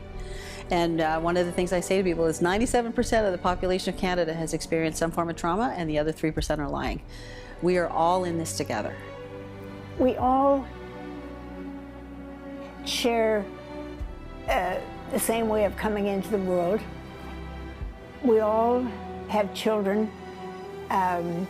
We come together to raise children. We all can get together to eat together. We can pray together. We can dance together and sing together. We have to do it together, human being to human being, face to face. And can I just say, don't be afraid? Perfect love casts out fear. Our people are so resilient, and they're still here. And there's this quote, and it's I don't remember who said it, but it's they tried to bury us, but they didn't realize that we are seeds. As Native people, we have been sort of buried in Mother Earth, but our Mother continues to care for us, and through the gifts of all of our elements, that the seed is beginning to produce a plant that is growing, and this plant is rising above the earth. The relationship in Canada shouldn't be so adversarial. It shouldn't be so adversarial. We're supposed to get along and mutually benefit from the wealth of this country. Nobody's going anywhere here. We're not telling you to leave. We're saying if we are going to coexist in this land, in this territory, in this place, then we now have to talk about our terms of coexistence. What kind of relationship are we going to have? How are we going to get along here? And it's like taking a relationship of slavery and trying to turn it into a marriage. What the commissioners of the Truth and Reconciliation Commission gave us is a roadmap to move forward. So there's 94 answers to the question, what can I do now? 94 answers to that.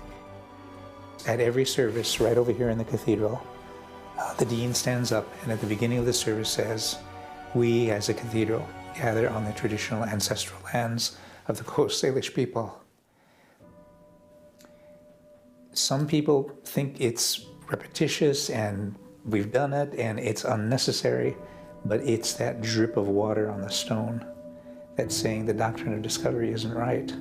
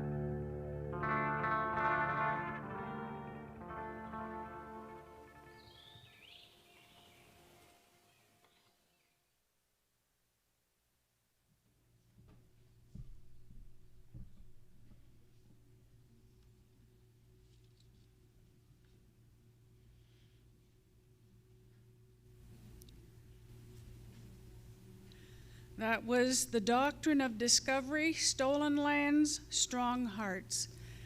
If you feel you're in need to talk to someone, perhaps one of our counselors on site, there's the Reverend Lily Bell, if you can stand, and the Reverend Mark Loyal, if you're in the room and can stand.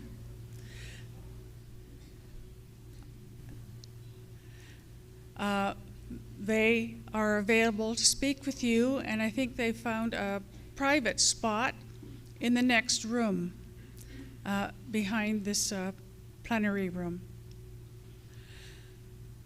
in the Mary Lou building. Many thanks to our deceased friend, Ginny Doctor, the Reverend Canon Ginny Doctor, for her work on this video, producing it.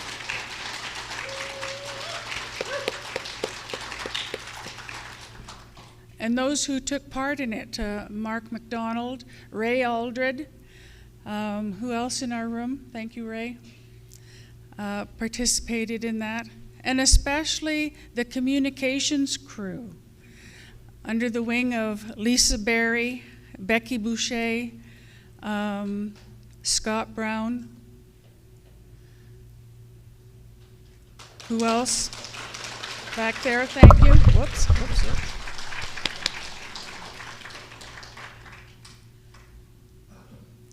I think this was an award-winning documentary, and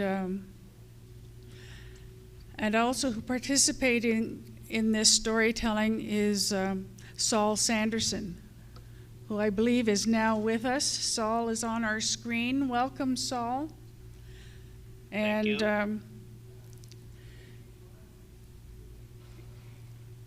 is there any thoughts or questions, concerns that have come to you after watching this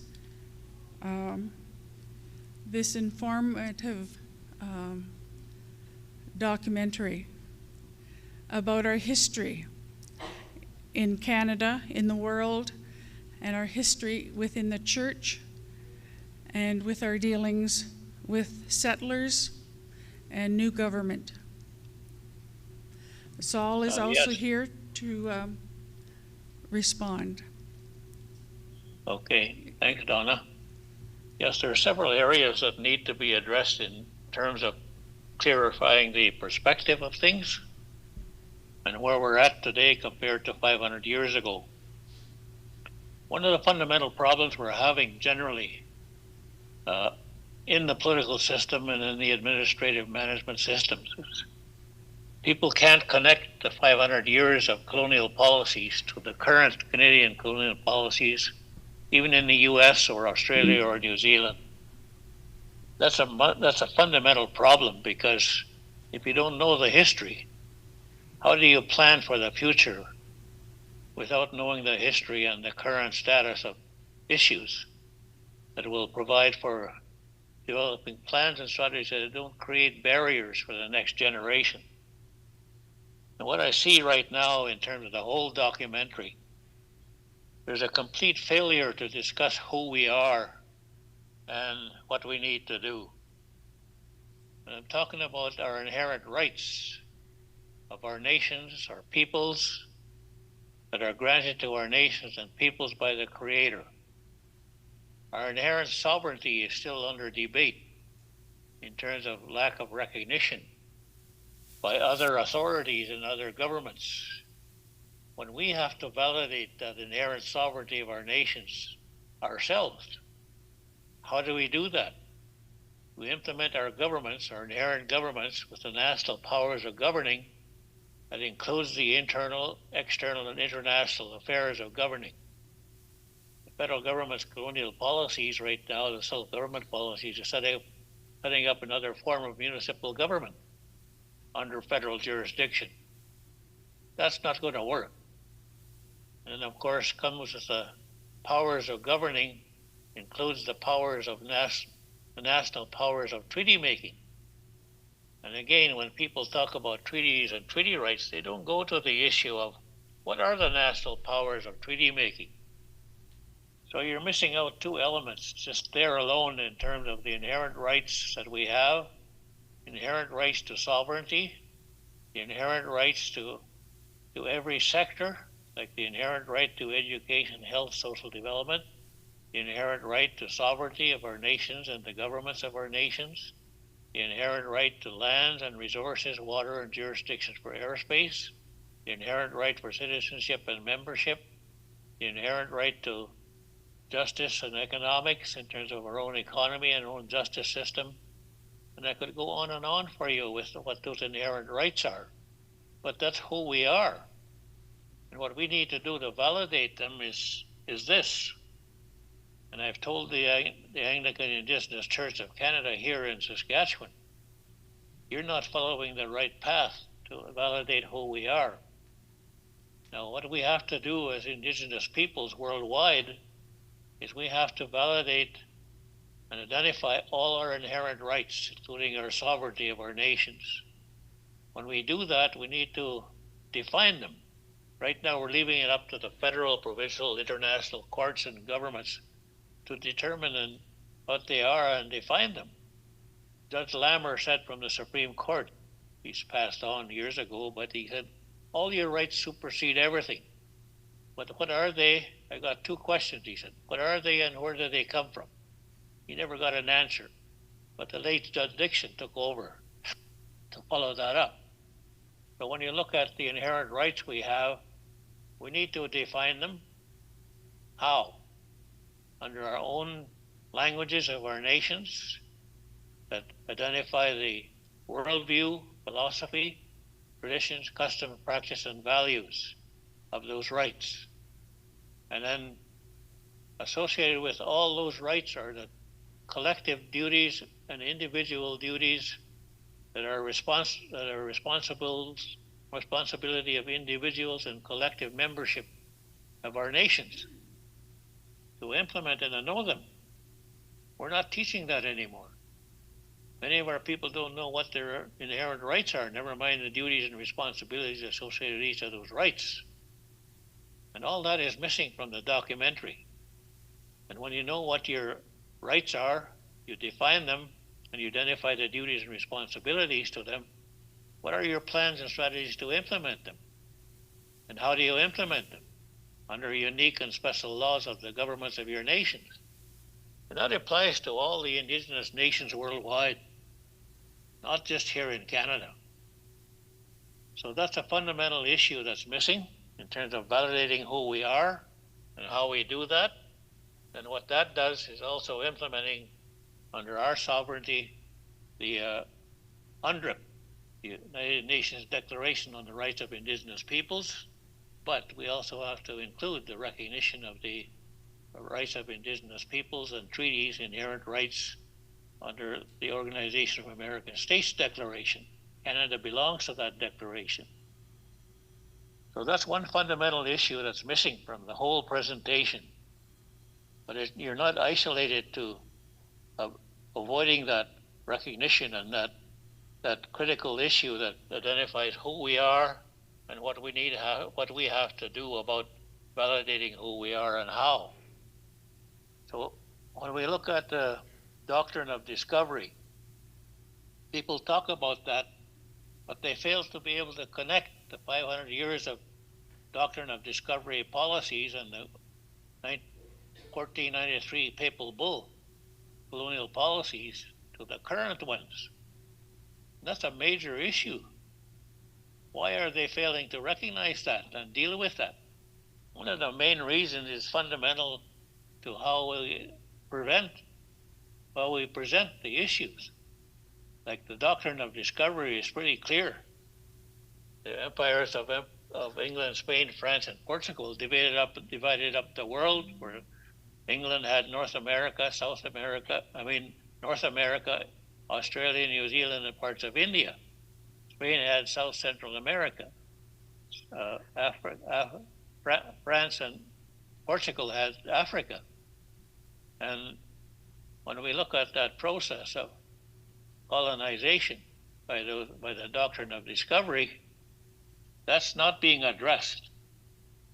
So they recognized as governments of their nations and their empires that they actually stole the lands and the resources from the indigenous peoples and the governments of the indigenous nations. So they wanted to validate that theft. So what did they do? Well, they went to the Pope formally to get the Pope to make a declaration that validated their theft. So the Pope issued what we call a Christian declaration of the Catholic Church. And that declaration says what? Indigenous people are not human or Christian. Because they're not human, they don't have sovereignty in government. Because they're not Christian, they don't have title to lands and resources. Is that not the issue that the empires wanted to hear? Yes. And because they're not human, they don't have rights.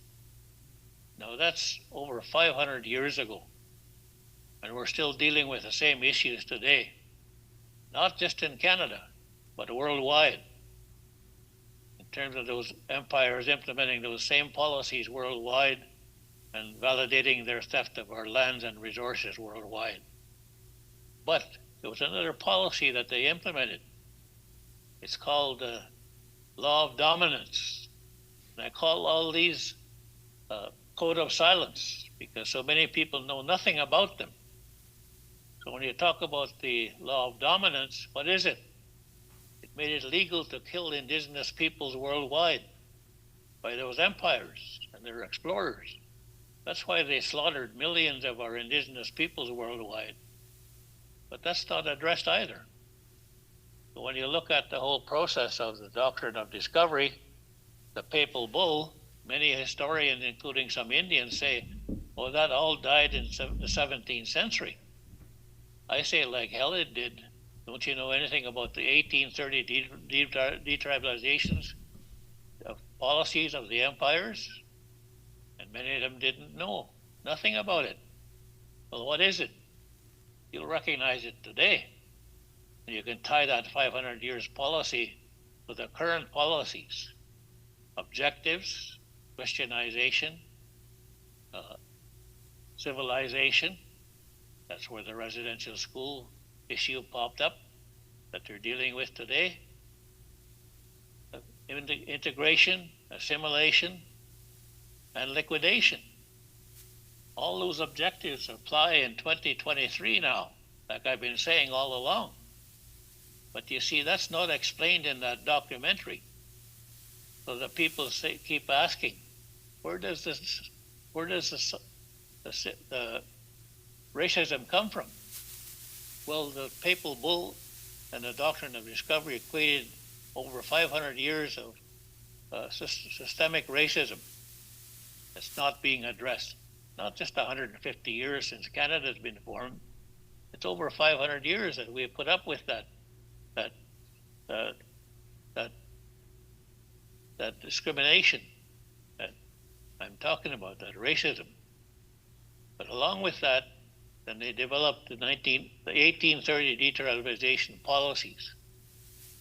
Like I said, the objectives you'll recognize: civilization, Christianization, integration, assimilation, and liquidation.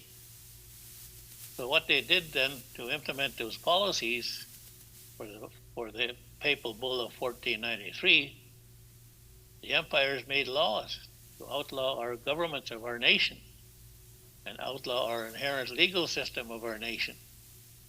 Then in the 1830, they went further than that to outlaw our language, our culture, our traditions, our customs, our practices, everything. And it outlawed our spiritual affairs, our spiritual practices, tried to make them illegal. Now, is that not what's causing the loss of control? Yes. We've experienced over 500 years of loss of control of our way of life through those policies and laws that they've implemented on outlawing our language, our culture, our traditions, our customs, our practices, outlawing our citizenship, membership, our title to lands and resources, water and jurisdiction for airspace, our justice system, our economic system, and on it goes. So without people knowing what the details are that I'm giving you now, how do they rectify and resolve the situation that they're experiencing? But what they're experiencing today in Canada is the symptoms flowing out of those historical colonial policies that I just highlighted, but they're reinforced in Canada by the 1947 liquidation plan to liquidate Canada's Indian problems within 25 years, by terminating the special rights and status of Indians, by terminating the inherent rights we have of nations and peoples, by terminating the international treaties we made with them, and on it goes, transferring responsibilities for Indians from the federal government to provincial governments, starting in 1947. So the 1947 liquidation plan for 25 years to liquidate Canada's Indian problems are based on the objectives of the 1830 detribalization policies, papal bull objectives, and the doctrine of discovery objectives. So make no mistakes. Those policies are still being implemented today. Then came the 69 white paper policy on how to implement the first generation devolution policies to step up the process of transferring responsibilities for the feds for Indians from federal jurisdiction to provincial jurisdiction. And they also targeted then how to terminate the special rights and status of Indians by amending existing laws or constructing new laws. So Bill C-31 now terminates whole families at one time, not just one Indian at a time. The Land Management Act transfers the title to lands from Indian nations' jurisdiction and ownership to federal Crown fee simple land status under federal jurisdiction, creating federal municipalities on reserves by ban. And I could go on and on for you about the new laws that they've made, including the Election Act, Finance Administration Act. Those are all laws, federal laws of Canada for Indians. They're not Indian laws. All those things have to fall under our own government jurisdiction and inherent legal system that they terminated many years ago. We need to reinstate all that. We need to occupy the field with our own laws and jurisdiction under our own Indigenous governments worldwide, but under our Indian nations here in Canada as well. Now, there's some discussion on the documentary about the status of Indians, Métis and Inuit under the Constitution of Canada. Well, Section 35(2) now provides constitutional recognition for an Indian, Métis, and Inuit. That's not a membership band recognition. That's a citizenship recognition of Indians, Métis, and Inuit in the form of having dual citizenship status, because Saul Sanderson will be registered under and certified under the Anticipation Band of the Cree Nation Citizenship Act and Membership Code, not under federal law. But Section 35 now recognizes for Saul Sanderson having dual citizenship status under Section 35(2) of the Constitution of Canada. So what do they have to do then? They're going to do away with the Indian Act, registering members of the bands. Well, they have to amend their Citizenship Act now, identifying and recognizing everything I just told you. Now, that's stuff that's not being addressed. The other matter, of course, in moving forward with the agenda, there's no recognition of what's governing Crown Indian Nations relations in terms of legal, political relations. Major recognition of what? Of the sovereignty treaty relation, of the nation-to-nation government relations, of the government-to-government relations, of the inherent right treaties and treaty rights relations. The format for implementing them is what? Political relations in the form of equality, government, jurisdiction, law, and courts. Go across the border to the U.S. side, you have tribal, state, federal equality of jurisdiction, law, and courts. And here in Canada, we have the civil code in Quebec, French law, being implemented by the provincial government of Quebec and the English common law of Canada. So they have the interface of jurisdiction and law already being recognized and implemented in Canada. No reason why they can't implement the Indian Nations laws and the English common law and the French civil code of Canada, dealing with the interface of our jurisdiction and laws. Now that applies on your church, the Anglican Church of Canada, and more particularly, the Indigenous Church of Canada.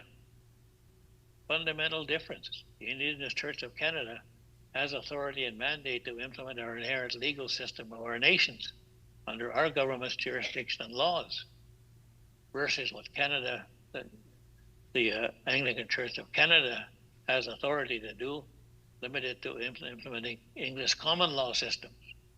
So you baptize the babies under provincial law and jurisdiction. What's wrong with baptizing our babies under our own inherent legal system that recognizes their legal political status as Indian and as Crees under their inherent rights, as Sotos under their inherent rights, as Dene under their inherent rights, so on. So when we look at the process of implementation of that sovereignty treaty relation, it includes implementing our national powers of treaty making that I just talked about. So how do you implement the national powers of treaty making? You have to implement them under our own government jurisdictional laws and inherent legal system versus the federal crown legal system of common law. But they have to legislate as well, recognition of inherent rights, treaties, and treaty rights in every sector. So we need unique and special laws in every sector, a schedule of unique and special laws in every sector that the Indian nations implement and that Canada implements.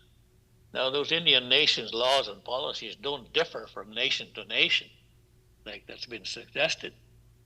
And for the Métis, I told them, don't deny your Indian ancestry. If you deny your Indian ancestry, you're denying your inherent rights that I've just talked about. So that's some of the work that has to be done.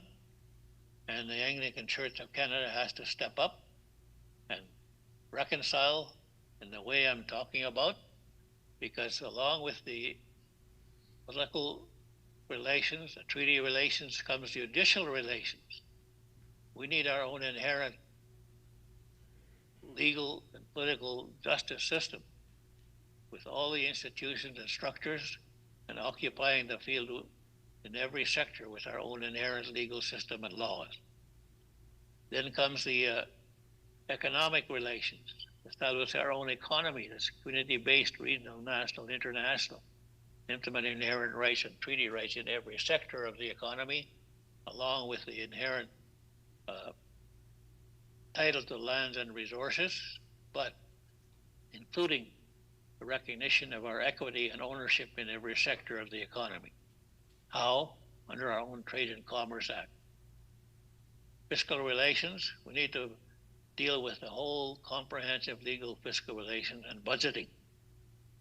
Right now, the communities are budgeting based on their allocation of funds from the feds. Well, that's not enough. We need to have comprehensive budgeting like they have in Canada to sustain their standard of living and their governments. One federal government, 10 provincial government, two territorial governments, one Nunavut government, and just under 4,000 urban rural municipalities, all benefiting from the revenues in Canada in the form of the billions of dollars, not millions. And here we are in 2023, we're still dealing with millions. We need to move to billions like they have. I'm talking about the churches as well, not just the government agencies. So that's worldwide though. It has to be set in place, not just here in Canada, but what I'm talking about is the political agenda of our nations for implementation, to correct and implement the reconciliation that you're talking about wanting to implement. And the churches have to step up in a different way of recognizing in all of what I'm talking about. Without that, you're just going to carry on with your old colonial system of governing. Even the Anglican Church of Canada, you want to accommodate your relationship with the Indigenous Church of Canada, then get that relationship identified in the form of a political agreement and a lawful agreement that clearly lays out your jurisdiction and your relationship in that agreement. You can't keep going on with the Indigenous Church being placed under the Anglican Church of Canada's governing structure and political organization. You're not going to go anywhere with that except to transfer the colonial systems to the Indigenous Church of Canada. So looking at the whole process then, you see, I'm talking about how we validate ourselves and the comprehensive legal political framework that also includes setting up our own international relations and identified how we do that, and that's not being done. But how do we implement the inherent rights, treaties, and treaty rights in every sector with unique and special laws of the governments of our nations and unique and special laws of the federal government? Likewise, then, what are the unique and special laws of the Indigenous Anglican Church of Canada? They have authority and mandate to implement our own inherent legal system. Unlike the Anglican Church of Canada, you'll still be implementing the English common law system. That's what you want the Anglican Indigenous Church to do now by including it under your structure of government. There has to be a complementary parallel system identified that respects your jurisdiction and laws of each of the churches. So I don't think there's much more that I can say. I think a lot of that is identifying what the difference is in terms of the documentary I saw compared to what we need to address. So the doctrine of discovery, the papal bull, the 1830 detribalization policies, the 1947 liquidation plan, and the 1969 white paper are supplemented by the 74, 76 native policies to hire Indians, Métis, and Inuit in the front lines to push these colonial policies. Then comes the 1980 buffalo jump. You know what a buffalo jump is? They herd the buffalo in the pit to kill themselves. Well, that's what the devolution policies are all about. And the second generation devolution policies is now designed for implementation under the 1980 buffalo jump strategy. So they're slowly moving forward on implementing those colonial policies of 500 years. They're not dead by any means, and they need to be terminated. How? By us implementing that whole comprehensive legal political framework that I just identified for you, and every agency and government body, including the churches, have to step up and get on with this agenda. It's a political agenda. And as far as the church's history, you've never been afraid to step into the political arena and deal with the political issues. That's how you, up to date, have implemented those colonial policies and have terminated us in more ways than one, and created those systemic racism. The symptoms of those colonial policies are now being implemented, and they have been implemented for 500 years, to the point where we've lost total control of our way of life. And that can't go on. So if you're serious about doing something as an Anglican Church of Canada and worldwide for the Anglican Church activities, then like I said, you need to step up and make some formal steps that you're talking about making. And what I've identified for you is what and how they have to be done. So thank you for the opportunity, and I'm sorry I couldn't be there in person. I would like to have been there, but I injured myself pretty bad in a fall. But I'm glad I had the opportunity now to talk to you directly through the Zoom call. And if you have any questions of what I have to say, I will try to answer them for you. But thanks for the time. Thank you, Saul.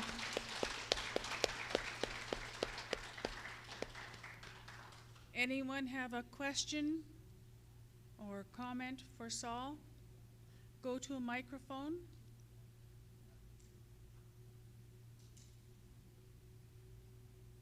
No? We're going to digest what you've told us, Saul, and okay. We thank you very much. Thank you for the opportunity. And wish you all the best for the next few days. Thank you, and get well. Thank you. Yeah, thank you.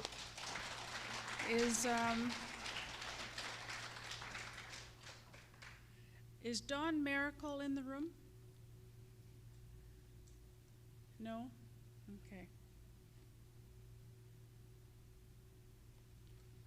I wanted her to do a stretch with us, get us off our rear ends and stand. I'll give you 5 minutes to stand and stretch and move about, get the blood circulating, because we're not finished here.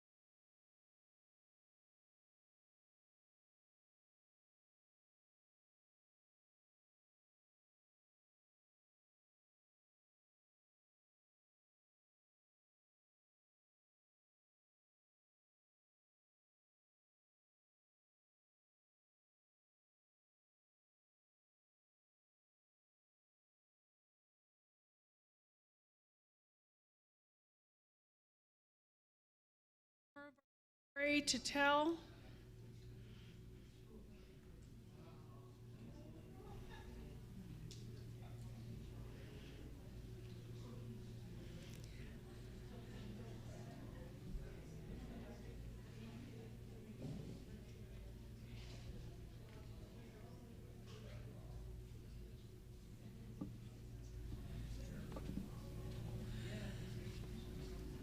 The rest of the story that we want to tell this afternoon is our journey. We've titled the video, Reclaiming Our Spiritual Wholeness, Our Journey to Self-Determination.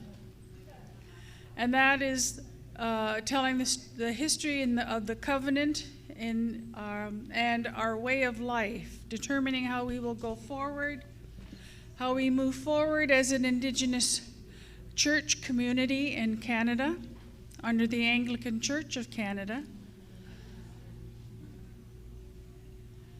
And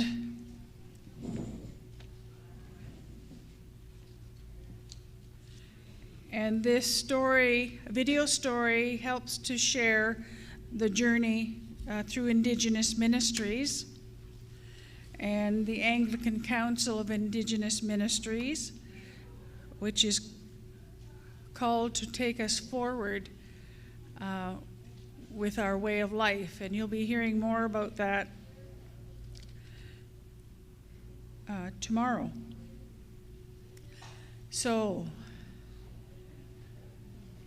I guess we are ready with this next video, please.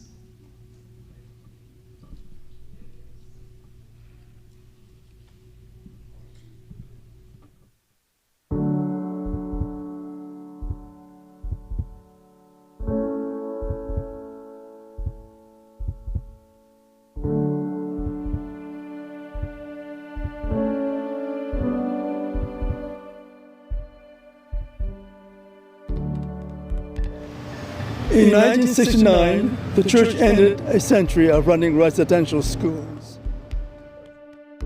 It also committed to a new relationship with Indigenous peoples, heeding Charles Henry's call beyond traplines for a partnership based on solidarity, equality, and mutual respect. As one of the presenters of Beyond Traplines, I saw a great hope. Hey, you guys might be serious. Since that turning point, the church has slowly grown into a solidarity role, supporting our political struggles for self-determination, recognition of treaty and land rights, and respect for Mother Earth. For 49 years, we have had Indigenous staff at the national office. Our council has found its voice and strength and become the Anglican Council of Indigenous Peoples. In traveling across Canada doing presentations on behalf of my people, I really feel the support at the church, the sympathy that is there, and some of them say, "What can we do to help you?" There is still little resistance, and I think the church has to let go of the control they've had over the Native people for so long.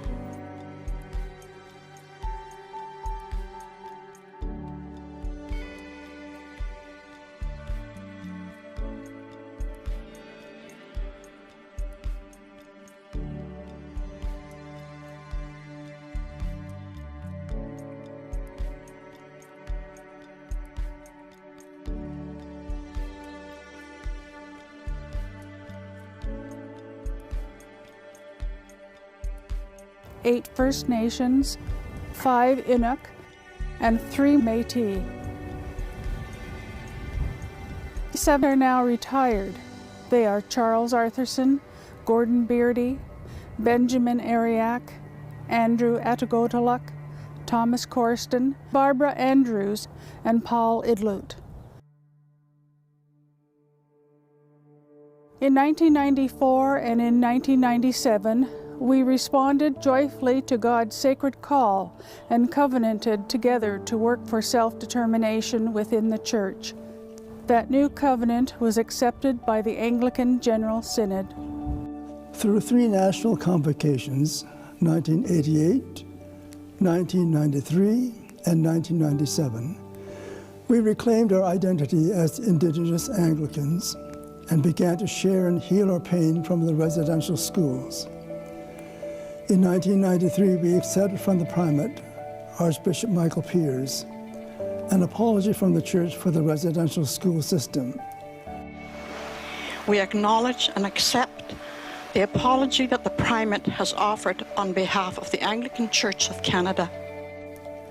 Since 2005, national sacred circles have been held with focus on healing, moving towards self-determination, finding and sharing our Indigenous voice, and developing a true partnership with the Anglican Church of Canada.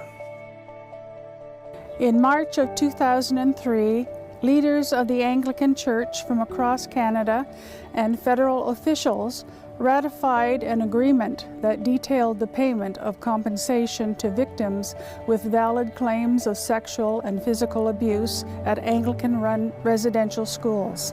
The all-party settlement agreement came later in 2005. Also in August of 2005, the Sacred Circle issued the Pinawa Declaration. Given the crisis in our communities, and to ensure the survival of Anglicanism in our territories, we call for the election and consecration of 15 Aboriginal bishops within 1 year. These missionary bishops will be based in major southern cities and in the north. Each bishop is to be elected in a region. Each bishop will be supported spiritually and monetarily by Aboriginal people, sharing justly in the historic invested wealth of the Anglican Church of Canada. These bishops will be full Anglican bishops treated as equals of non-Aboriginal bishops. They are to be welcoming of Aboriginal traditions, teachings, and ceremonies. The Anglican Council of Indigenous Peoples began the search for the National Indigenous Anglican Bishop, NIAB, in 2005. After several interviews, the Right Reverend Mark MacDonald, Vendot, was called to be the first National Indigenous Anglican Bishop. He started this ministry in the spring of 2007 and was installed at the General Synod of 2007 in Winnipeg. The elders of Indigenous ministry gave him 5 charges. 1. To speak for Indigenous Anglican people in the councils of the Church. 2. To interpret what the councils of the Church are saying to Indigenous people. 3. To be a spokesperson for Mother Earth. 4. To act as a midwife for a self-determining Indigenous Church. 5. To represent the authority of Indigenous identity within the Anglican Church of Canada. The Reverend Barbara Andrews, Enoch Cree, was elected Bishop of the Anglican parishes of the Central Interior, now Territory of the People, in June of 2009.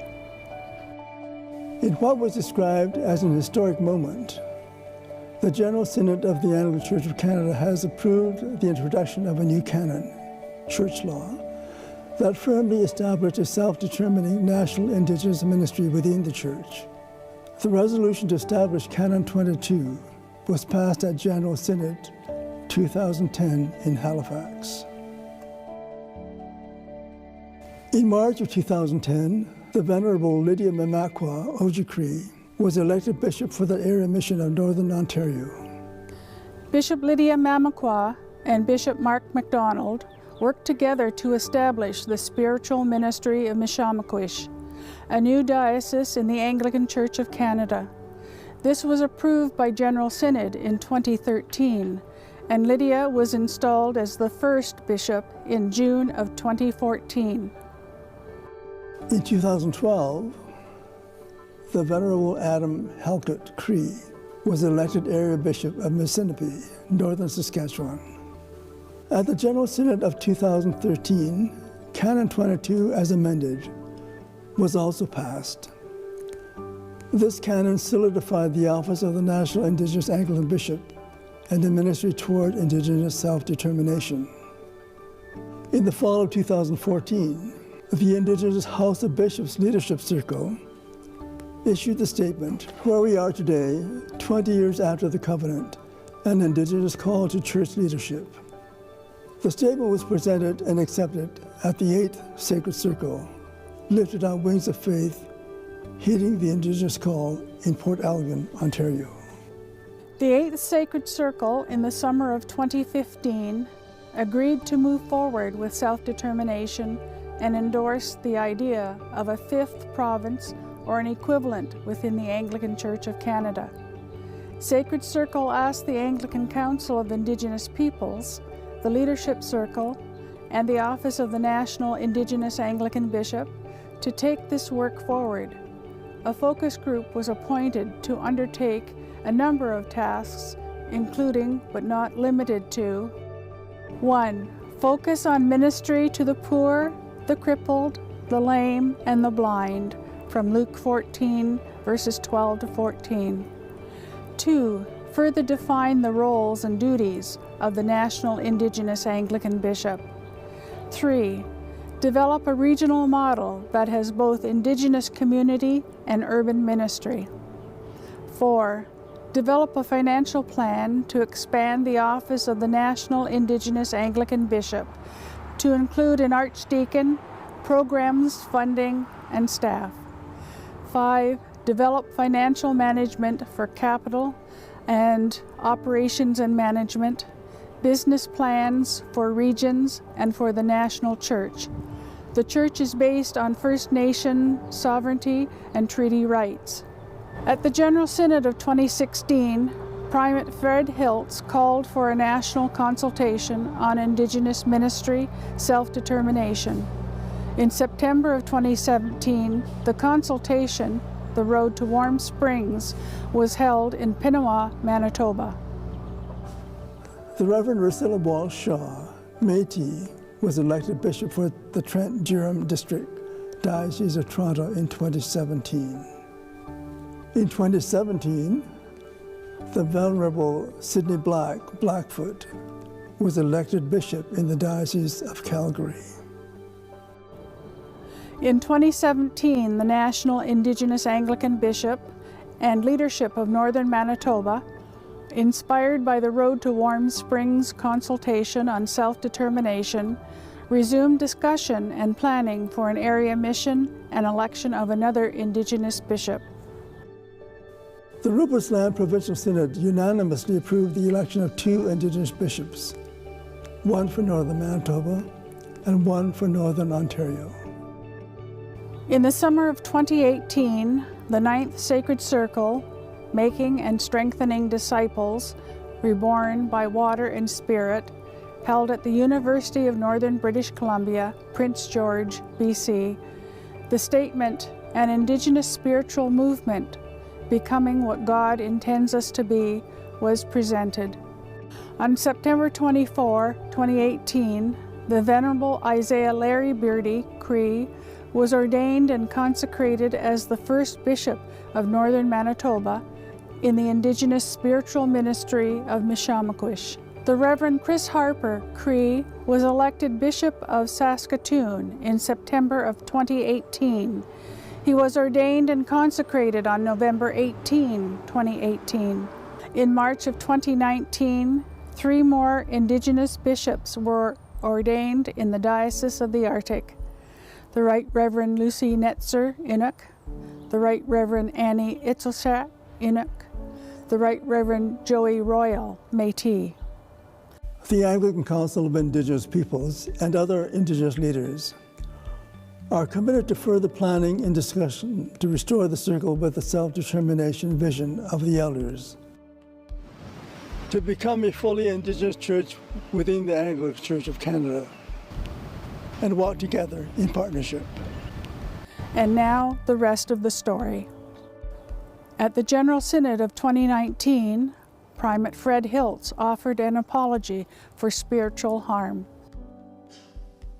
I confess our sin in demonizing Indigenous spiritualities and in belittling the traditional teachings of your grandmothers and grandfathers, preserved and passed on through the elders. I confess the sin of our arrogance in dismissing Indigenous spiritualities and disciplines as incompatible with the Gospels of Jesus and insisting that there is no place for them in Christian worship. I confess our sin in acts such as smothering the smudges, forbidding the pipes, stopping the drums, hiding the masks, destroying totem poles, silencing the songs, stilling the dances, and banning the potlatches. And with deep remorse on behalf of our church, I acknowledge the intergenerational spiritual harm caused by our actions. I confess our sin in declaring the teachings of the medicine wheel to be pagan and primitive. I confess our sin in robbing your children and youth of the opportunity to know their spiritual ancestry, their Indigenous spiritual ancestry, and the great wealth of its wisdom and guidance for living in a good way with the Creator and land and all people. A circle of elders designated by the Anglican Council of Indigenous Peoples responded. We, the Indigenous Elders of General Synod 2019, humbly received the apology for spiritual harm containing the Church commitment for spiritual healing.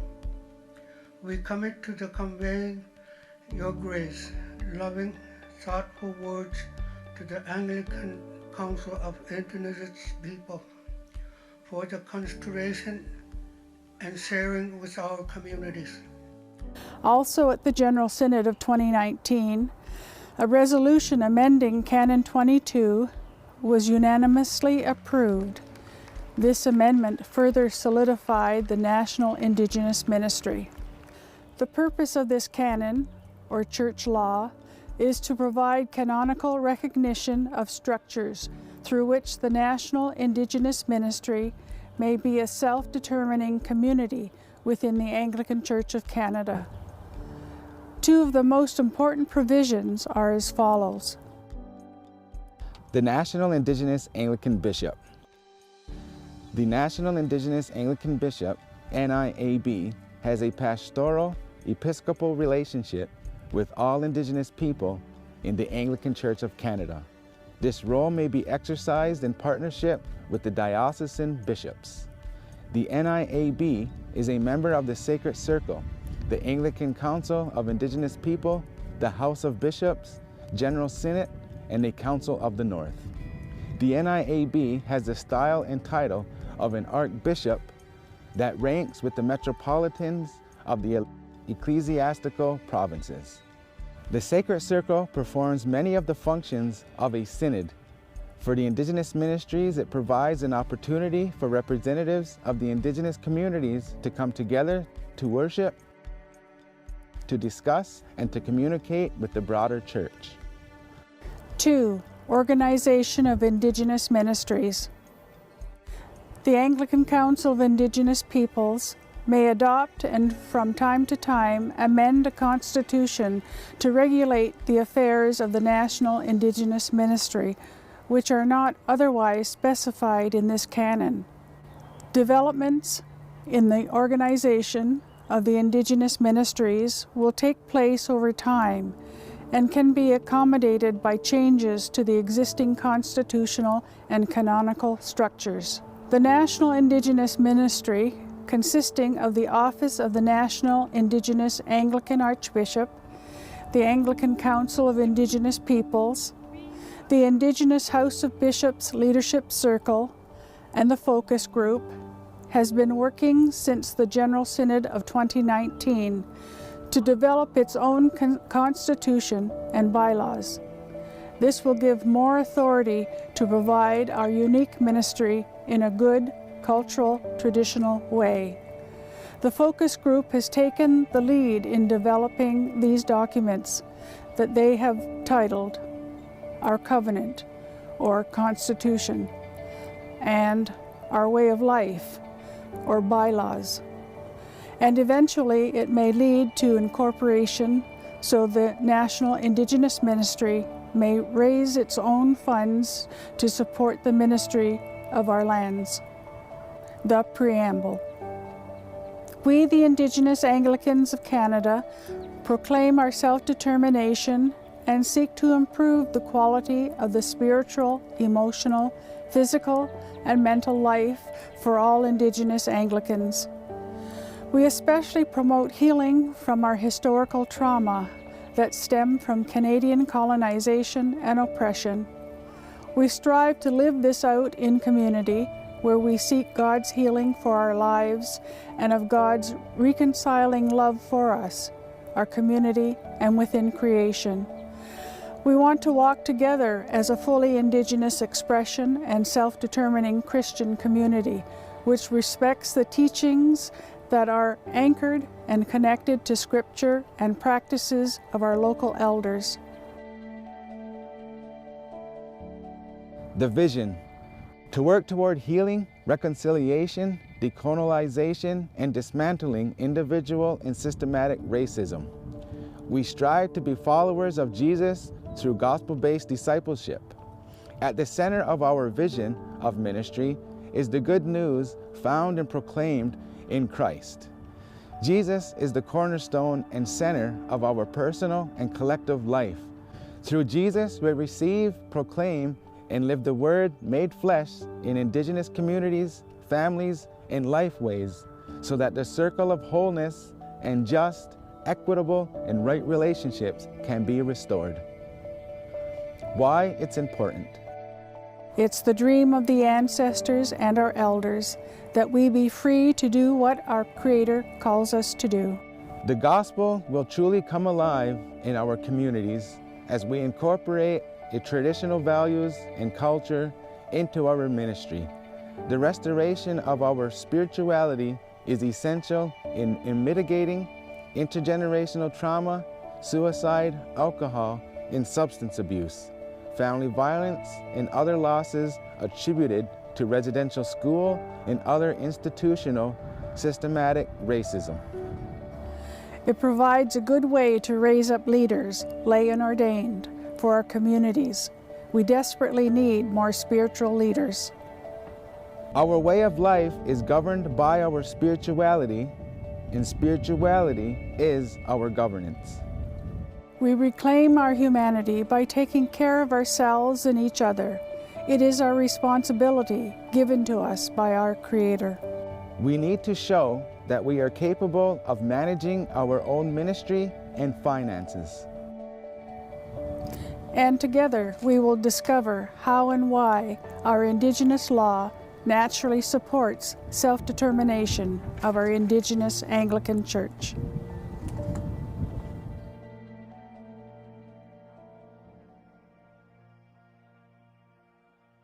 Among the peoples of the land and waters,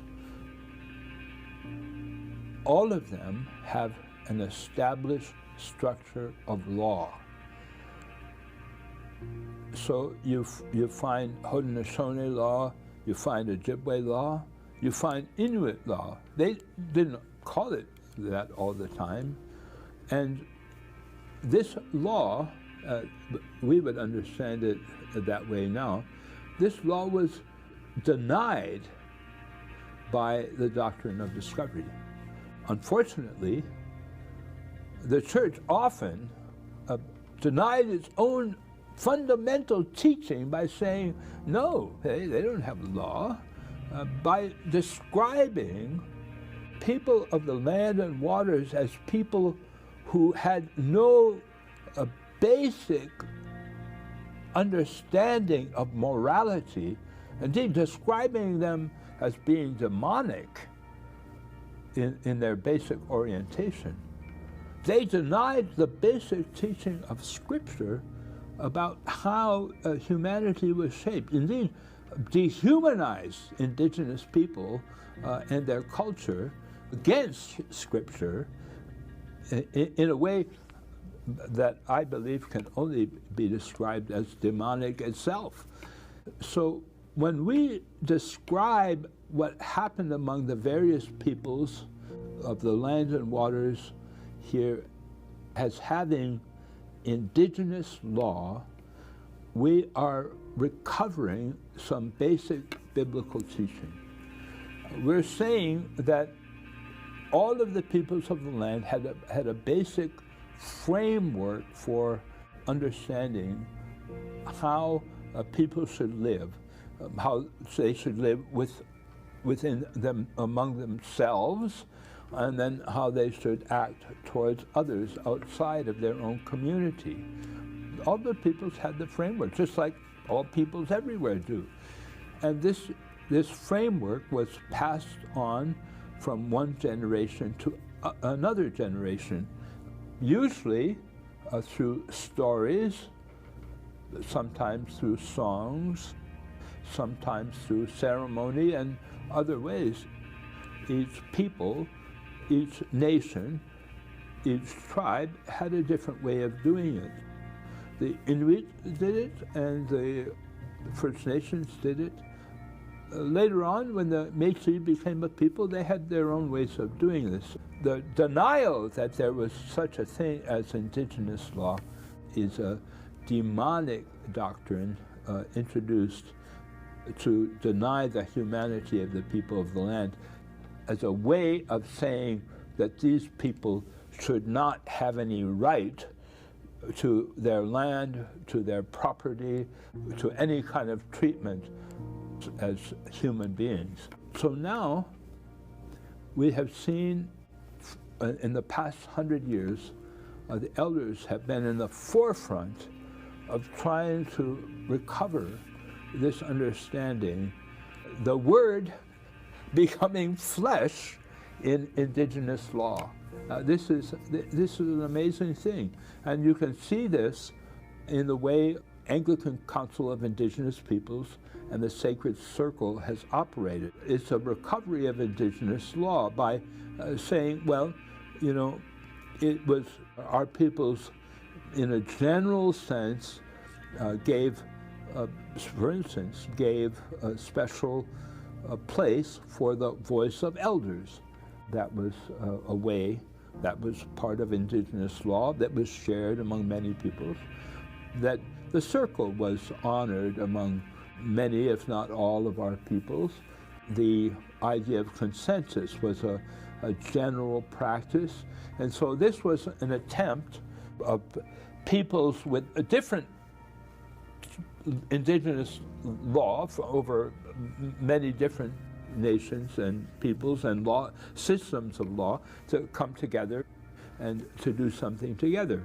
What we see happening now is an attempt, I believe, a godly, spirit-inspired, scripturally advised attempt to recover indigenous law and to help that advise the church on ways that are appropriate in local context and also in the general context on how we should operate our systems. This is an exciting and powerful project, and I believe that we have to understand this. Its application, of course, is in many different ways. Understanding what happened in treaty is a part of this. But it's also going to lead us into a deeper understanding of our own faith. Because when the church baptized indigenous people, it was making relatives. And our understanding of indigenous law, which is also at root about what it means to be a relative, and treaty making, which is also about making relative, can say something about baptism, which also is at its root about making relatives, to reconcile people who are at enmity with each other and to reconcile God, because the idea behind Indigenous law is that there are three partners in law: the Creator, you, and your neighbor, the other person. And that has to do with agreements, that has to do with justice, that has to do with what's right. When a group of us who were quite young at the time sat and talked with elders about how we should form the fundamentals of an Indigenous spiritual movement, what should we do, we said to the elders. From that discussion came gospel-based discipleship. And, you know, we had a hard time entering into that in a fulsome way. But what was at the heart of this,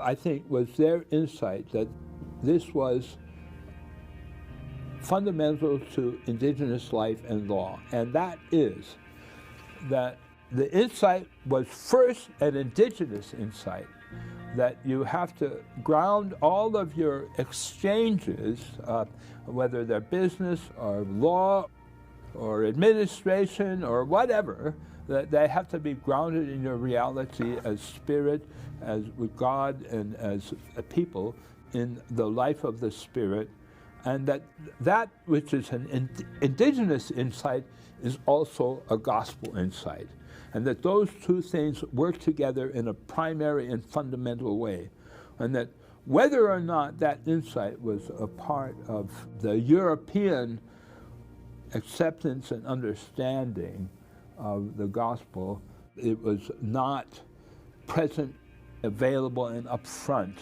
in the way in which the elders experienced institutionally Christianity.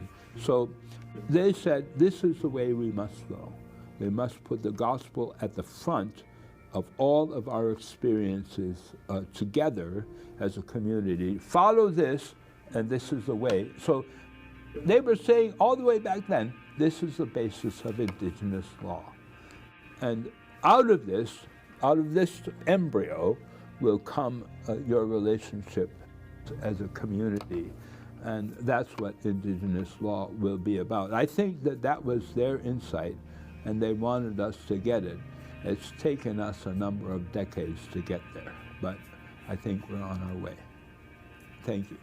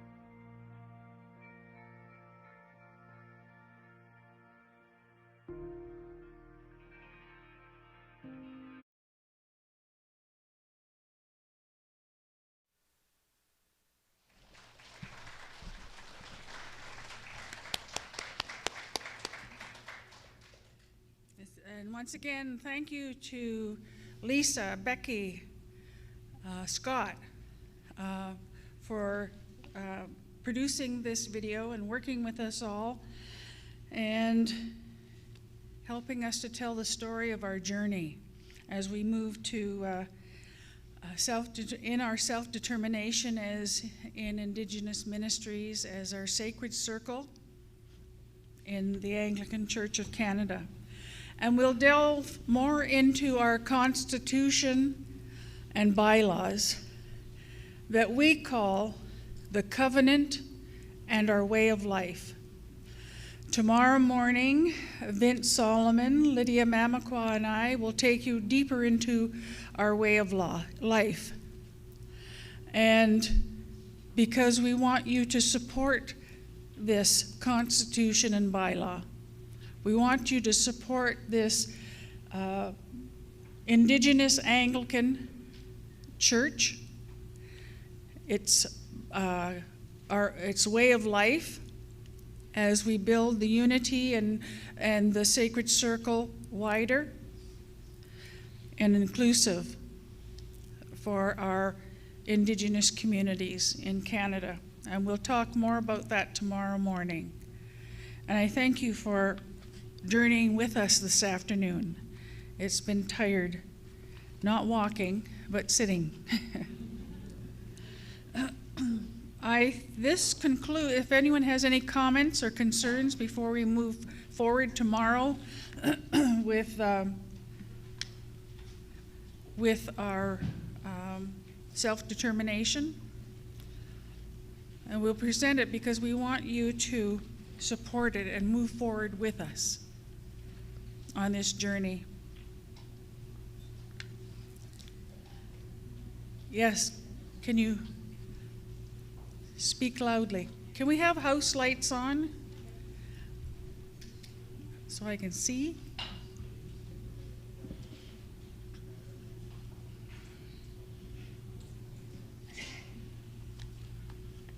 Can you give us your name?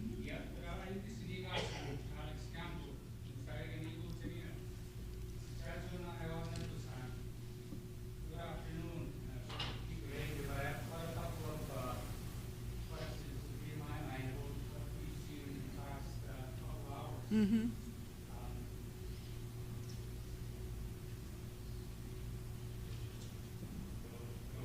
No.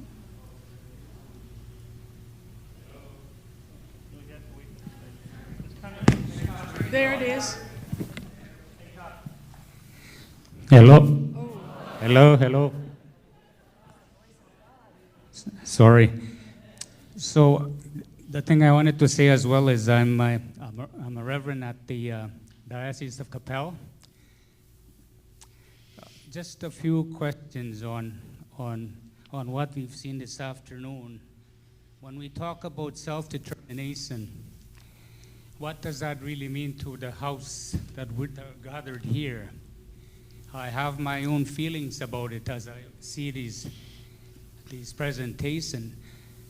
I think we're stopping short on self-determination by having always talk about under the Anglican Church, approval of the General Synod, and a few more explanatory examples like that are right through the presentation. So self-determination for me means that we become the Indigenous Church of Canada, period.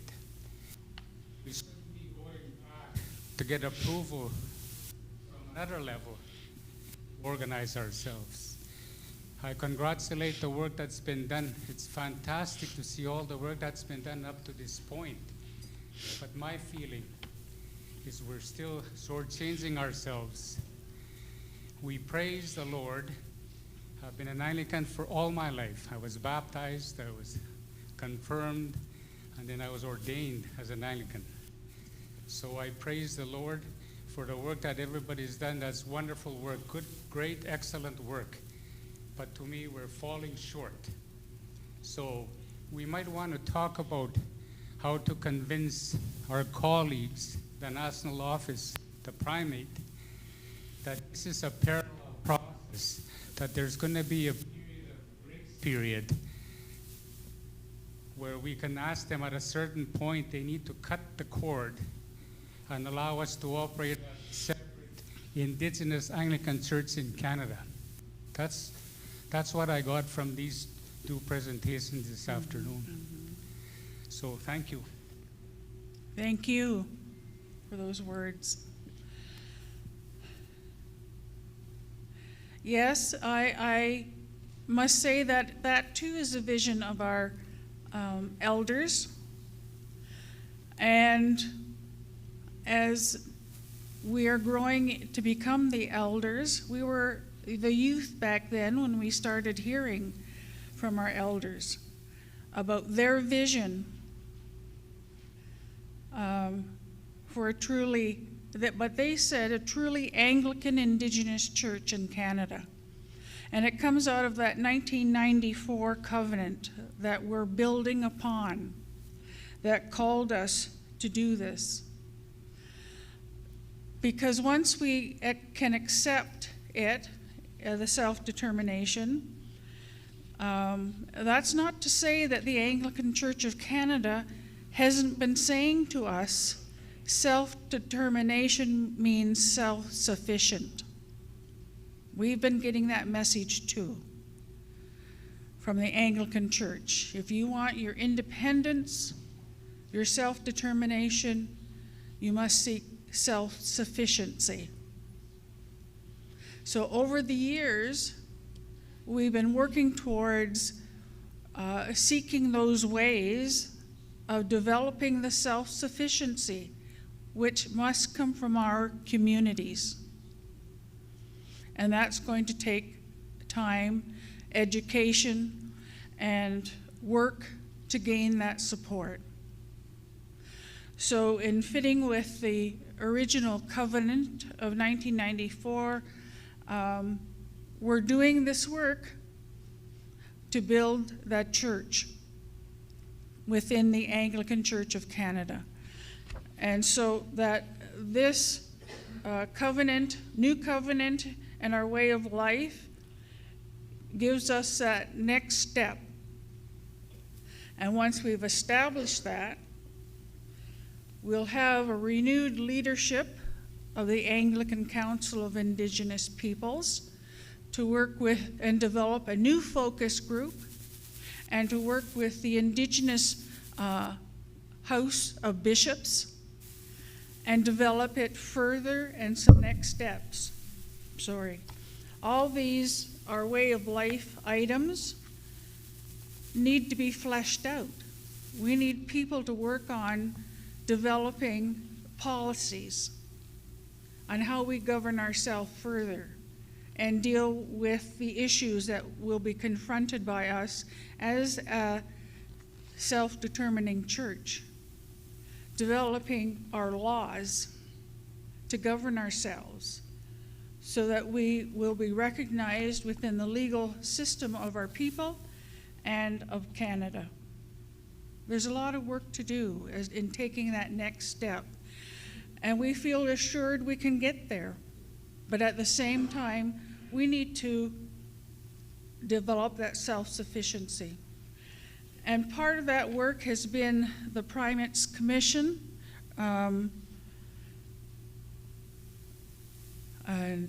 Sorry, it escapes me what the work is. Jubilee Commission. To take a look at the history of the funding of Indigenous ministries in Canada, because we saw a great disparity in this church and an inequitable way of ministry happening in Canada. We saw that our ordained Indigenous clergy did not have a salary, were not paid by the church, as we saw other non-Indigenous clergy being paid by the church. Although it was local church that pays them, we didn't develop how local church pays our clergy. That was never developed as our responsibility, our self-determination. So we're struggling with developing the future of our church when our young people don't see a future in our church. We have to go home and do some work in developing the future of our own churches in our communities. So our young people see the hope, the vision, the future of being Indigenous, of being spiritual people as Anglicans. And that's the road we're walking. If you see the the logo of the fish, that logo, when you read the story of the logo, is the two circles, Indigenous people and non-Indigenous people. And when Canada was being settled, the circles came together and met to work together, where Indigenous and non-Indigenous came together to work. That's what we're about, is that where the two circles converge. And that's who we are. We're where the circle converges and it shows like a fish.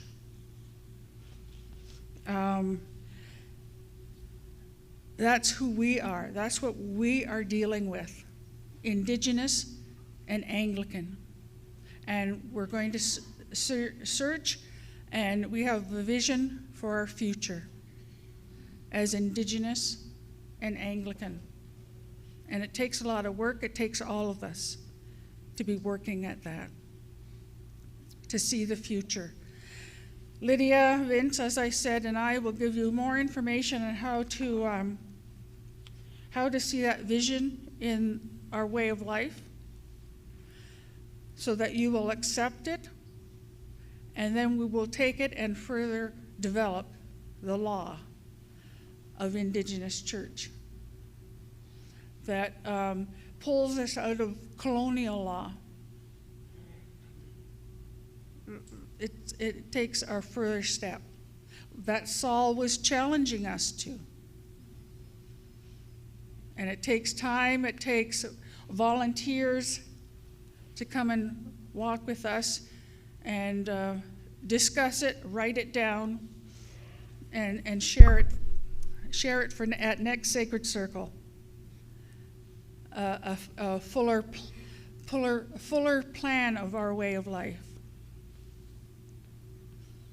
And it takes you taking this home and talking about it with your leadership in the church and your youth in the church. Anyone have anything else to add to what I have said?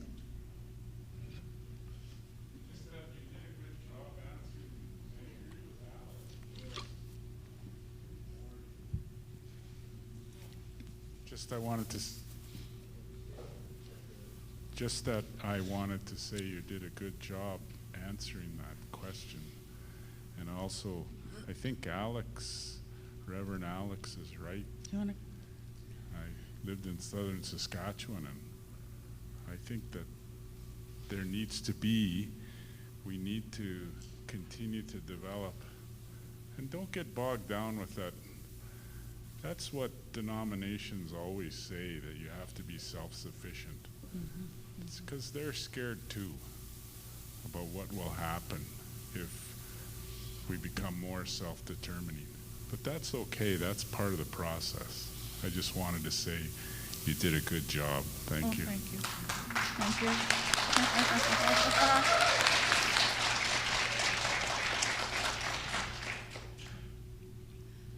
Yes. I didn't know about the logo itself. I know the meaning of the logo, and I am using it in Saskatchewan. I put it on my business card, and I put it on our worship plan that I do on 4 Sundays in Regina. I'm doing 4 worship services a year in Regina, plus all regular stuff that we do as well, but predominantly targeted to a non-Indigenous audience, right? So, right. Yes, I understand fully. Thank you. Thank you. Thank you.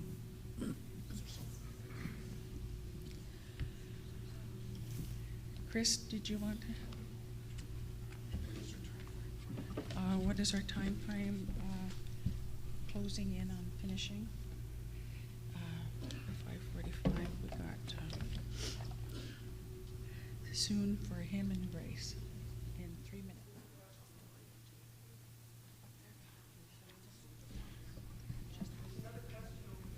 Oh. Yes. Yes. Just. Can we get a microphone? Yep, got you, Dorothy. Yes, one question or clarification maybe. In the last video we saw, for general 2015 the General Synod gave 5 directives or 5 actions that would be the role and duties, like of the NIAAB. Is it up to the Jubilee Commission, or who will be looking at them, and when might that begin? Because I don't see them anywhere in the document reflecting that. Thank you. The Jubilee Commission is still in their research stage, I believe, in some of those items, and that's all I can say about it, unless the primate has anything to add about the situation of the Jubilee Commission. They're still researching. They haven't finished their work. No, they're still researching.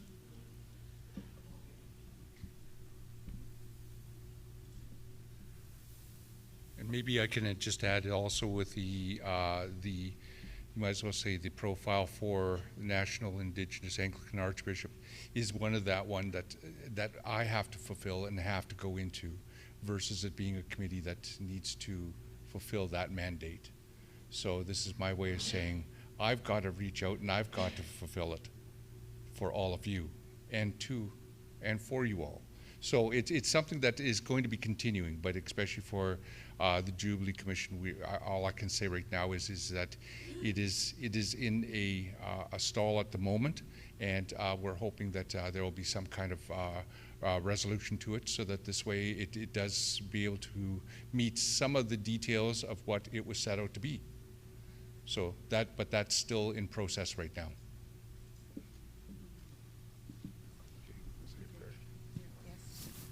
Who's on deck for? Hello. Okay. Hello. Hello. Yes. I have a question. Yes. I am Siba Huala Zimkwala. I am Kwakwakiwak from Alert Bay, Vancouver Island, BC. I am wondering, what is the total assets that the Anglican Church has now?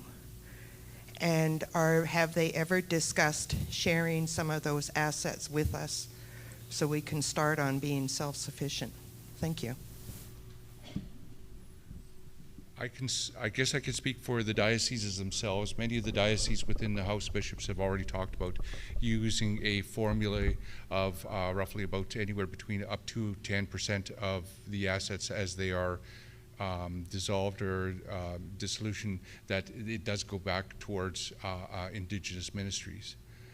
For my own personal, as a past diocesan bishop, I have seen an increase of acceptance of support for Indigenous ministries within the last 5-6 years. It's been, for my own, I can say it is phenomenal, and I can see it as something about what we've been striving for and working for relationship building between the Anglican Church of Canada and Indigenous ministries. But right now, many of the dioceses have accepted that formula for any time that there is assets that have been in dissolution, that it does go towards Indigenous ministries. So there's a few that are still not quite there yet, but it will be happening. So, hope. Can I talk about national? Yep, national. National funding for Indigenous ministries. We are a program of General Synod nationally in the Anglican Church of Canada. So we have a budget for national staff, Archbishop, Teresa and I, Yolanda and Dixie and Dorothy, to carry out healing, suicide prevention work, youth counseling. That's what we're currently providing nationally as a program, and to work out of that budget, and the other budget is to fund this gathering once every 3 years. A sacred circle, our governance, once every 3 years. Yes. Just to say, in addition to that, the Council of the North funding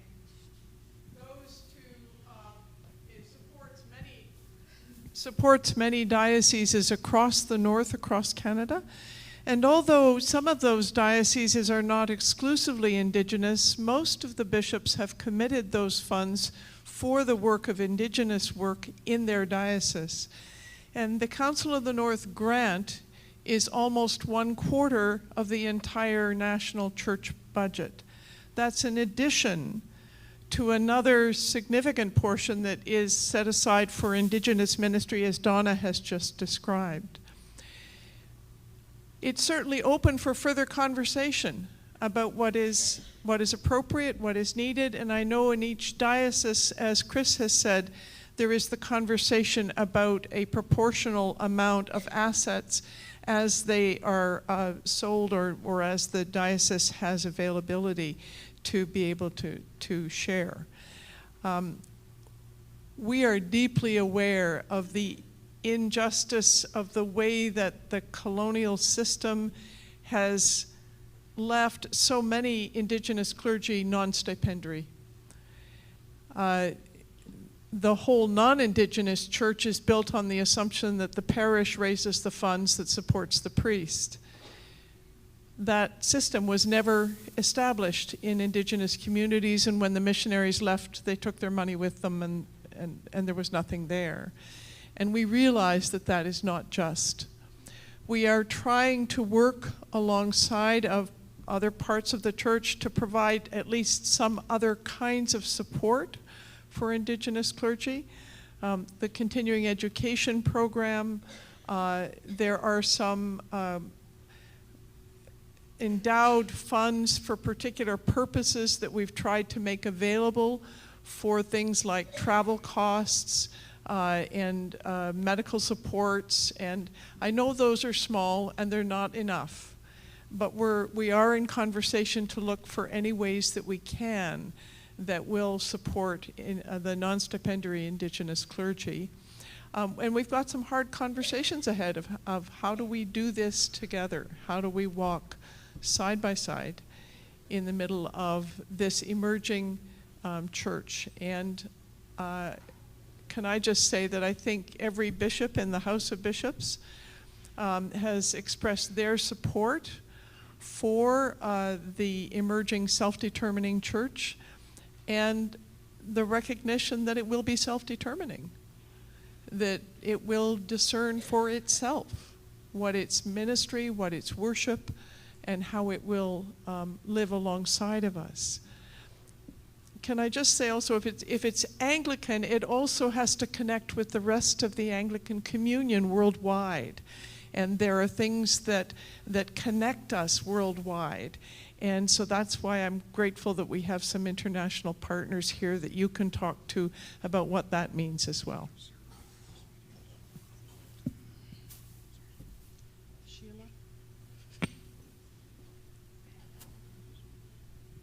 Thank you. In a little Google search that I just did, I do see that 24% of the funds in 2020 went to the Council of the North. 40% went to other ministries. 3% went to resources for mission. 6% governance. 15% admin and building. 12% Anglican Journal. If the Anglican Church is truly worth $7 billion, but they're mostly land rich, will the Indigenous people have input on when they decide what asset they will dispose of? Or do we have any voice in that? I'm not being an angry person, I'm being a desperate person. Too much of my family are dying. We've seen it all. We're dying. Yeah,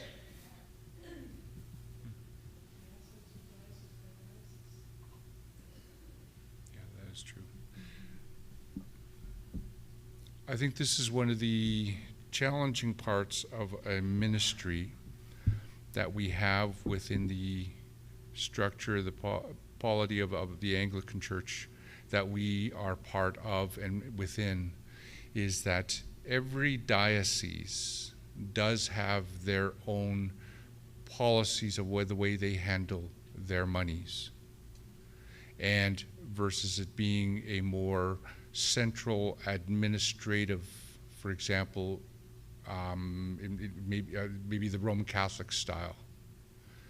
But right now, as we start moving forward, and this is my only way of offering hope, is that as we develop once we sign this wonderful covenant in our way of life, it gives us the opportunity then, with a wider voice, more authoritative voice, and a clearer voice to direct what we can say within the church, how we say it, and at the same time, what our needs are. We know what the needs are. Our people are dying every day, exactly as you said. We've had people that within our circle right now that have had to leave because of either family or else community emergencies. Our clergy are overworked, burnt out, stressed. They are on 368 days of the year, 24/7, who never get to slow down, take holidays. They do funerals for their own families. Been there, done that. And this is one of the reasons that right now, once we take these small steps, we're not done the work, not by far. We got a lot of work to do, not for ourselves, but for all our peoples across this land, for every reserve, for every urban community, for every rural area where there is a church with Indigenous peoples in it, so that we can address their need, help them, and help our own families, especially when we're talking, as you're going to see, within the next couple of days, about the trauma response that's being done in northern Manitoba. Not only there, but across this land. When we have an opioid epidemic, we have people that are, our young people are losing sense of hope. What is their identity? How do we help them? And as has been said, and this is what I'm leading up to, is that we have amazing amount of people who have done amazing amount of work before us. They have blazed the trail. We need to honor our ancestors. We need to honor each other at the same time for the ministries going ahead. And I know we all want responses. We want the answers. We want them now. We want clarity. We want recompense. We want, at the same time, equality, equity, and justice. And those are things that are going to be coming. But if there's one thing that I can say about us as Indigenous people, is that we are a patient people. And patience does run out, yes, I know, especially when it touches us at home, in our lives. But we are a patient people because we have gone through so much, and we are resilient, and we are still here. And we will be here tomorrow. And this is my way of saying, I know we need to a lot of things to address. And this is why I'm so grateful. I am so glad that the wider church is here with us now. The bishops that are still here with us, and I know a few of them have had to finally be able to close their eyes because they got in at 3 o'clock in the morning and had 2 hours of sleep to come to be with us. But some have committed themselves to walk with us through this week. I encourage you to talk to the bishops. That's what they're here for. They want to hear your voices. They want to walk with us. And I am so grateful for the House of Bishops. I'm so grateful for our primate to be here, to take the time to be with us.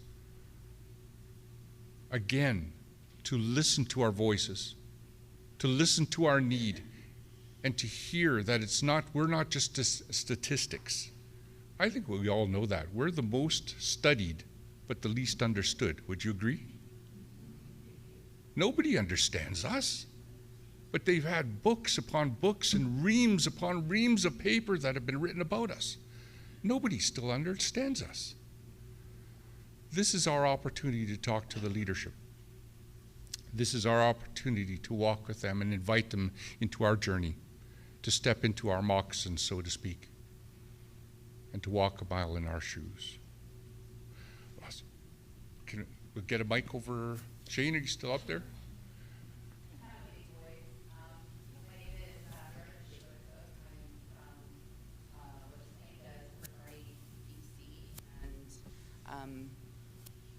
I'm priest in charge, Christ Church, Alert Bay, home of the Namgis peoples. And I just want to thank you for the last video. For me to not have had a moment to come together and grieve and say Mark's name is a form of spiritual bypass. And this is should be a beautiful day for you as you are installed. And we are on a truth-telling journey. And we are not afraid of the truth because we live it. Our people live it. So I thank you to see him. Kiranas kumite, and I thank you, Gelagasa. And this is what I want to do. I want to pray. I want to give thanks for all those that have worked so hard, who have signed on those documents, who have put their words into what we now speak. Mark was one of those. We fully acknowledge that. But at the same time, there are so many that have passed on. And our hearts grieve, and that's one of the reasons that I thank Canon Murray, because he has been on me all this time. God bless you, dear brother, because he has always pushed upon me that we need a time of memoriam to remember those that have gone on. Those that remember Ginny. What a powerhouse. Ginny did so much. She had pushed a lot of us, as much as she pushed our buttons. Man, do you know what I'm talking about?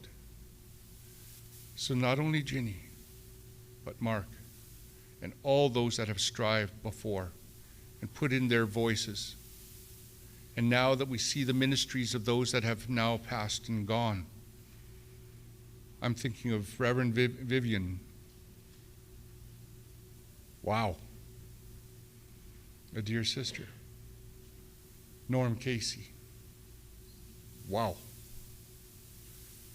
And there's so many more that that would take hours. But we're going to be putting up that board out there, a flip chart. I want you to write down their names. And we are going to start including them every morning in our opening prayer. As a prayer of thanksgiving. As a prayer of thanksgiving, so that each and every one knows that we are not doing this all by ourselves, but by the sweat and the sacrifice of those that have gone before.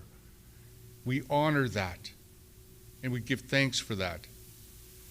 In fact, there is one of them who has said, this ministry is more than just one person, but it is all of us walking together, praying together, serving together. And because of that, this ministry will not end. One person may be gone, but together we uphold in their memory, we uphold their sacrifice and their words, because those words will be going with us and before us.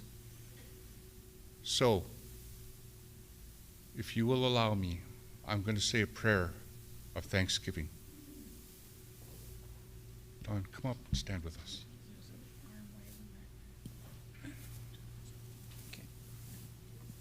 Haralasis, owi hook hinodi can.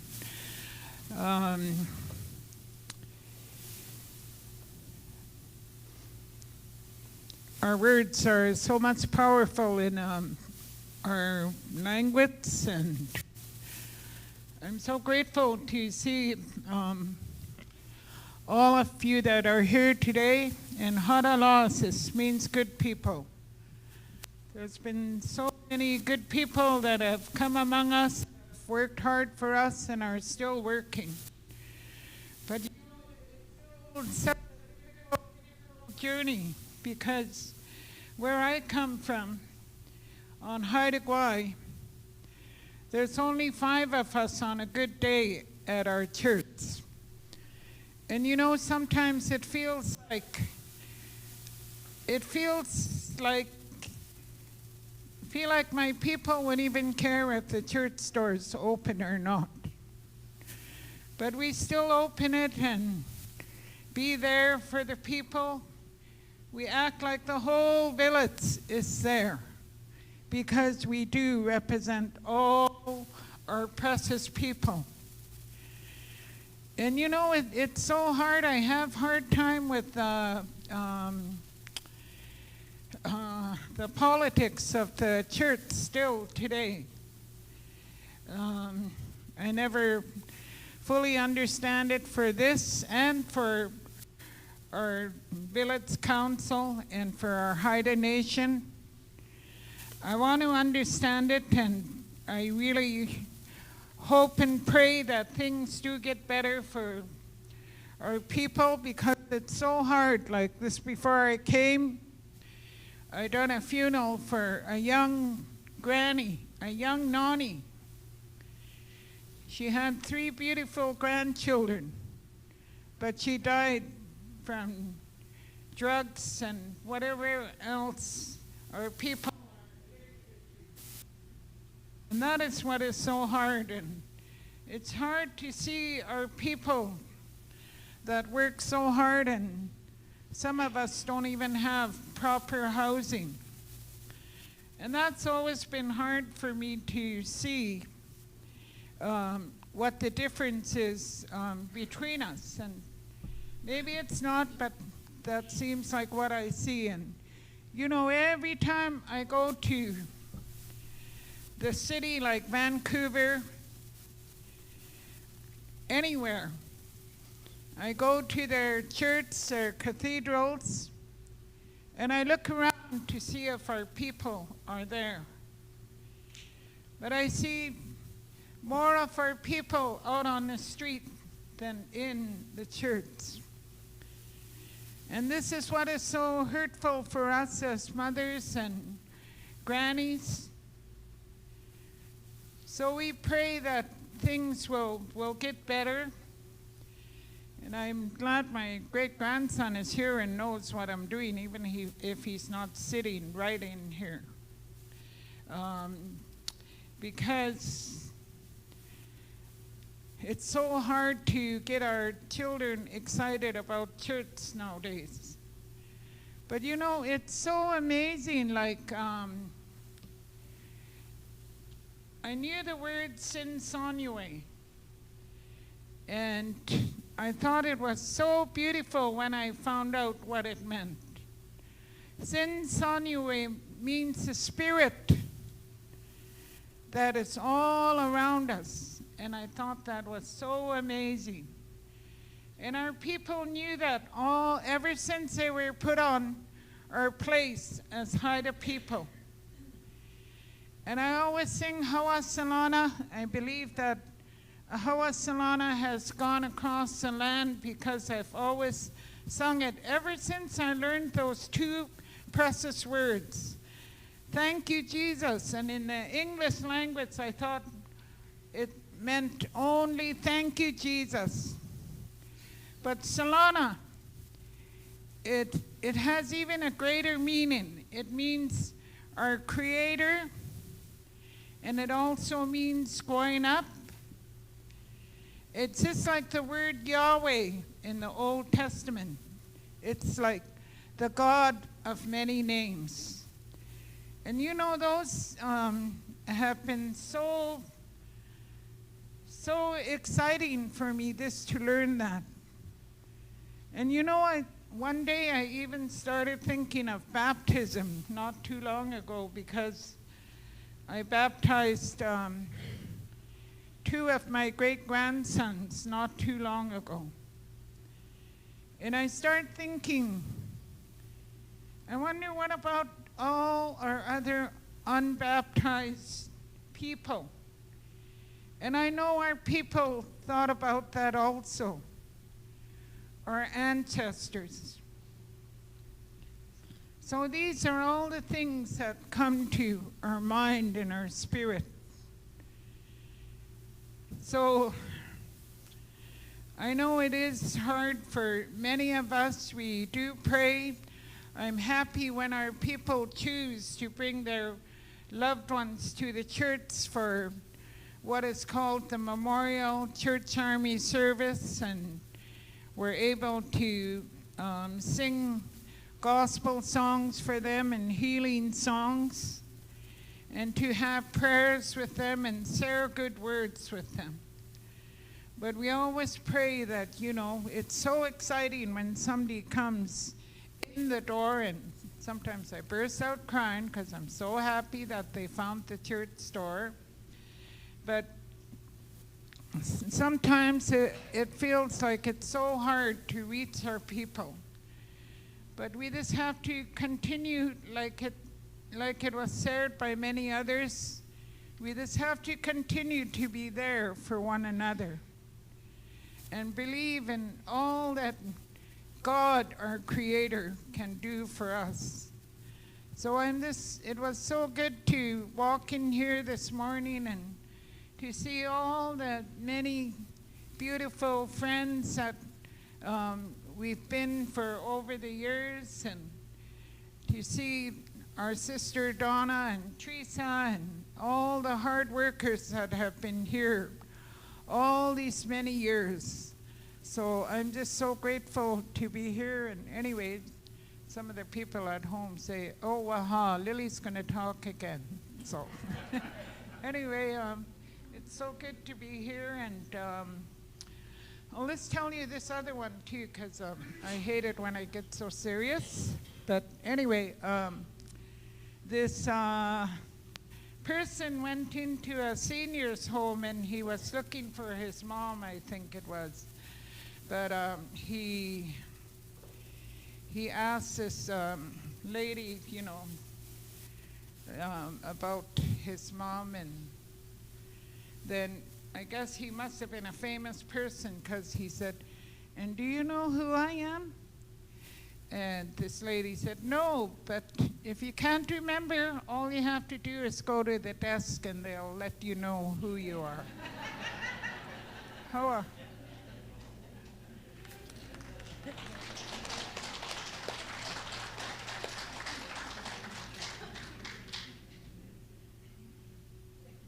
I'm going to do my best to segue into that and through that. But to remember somebody, especially names, and that's what I said this morning when I was given my name. To live into a name is probably one of the hardest things to ever do. And I want to move us now into the next stage so that we can take you for, I think we're almost supper time, isn't it? Supper time. And we'll wait for that phone to end.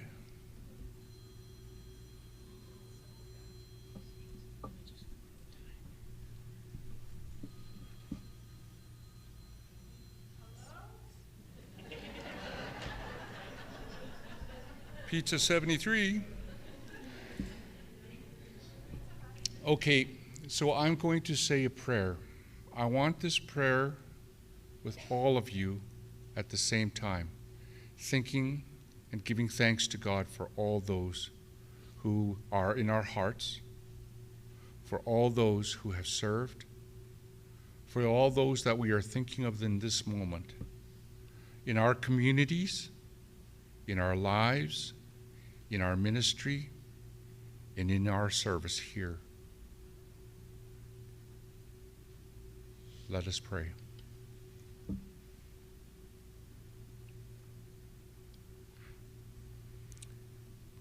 Creator God, we give you thanks.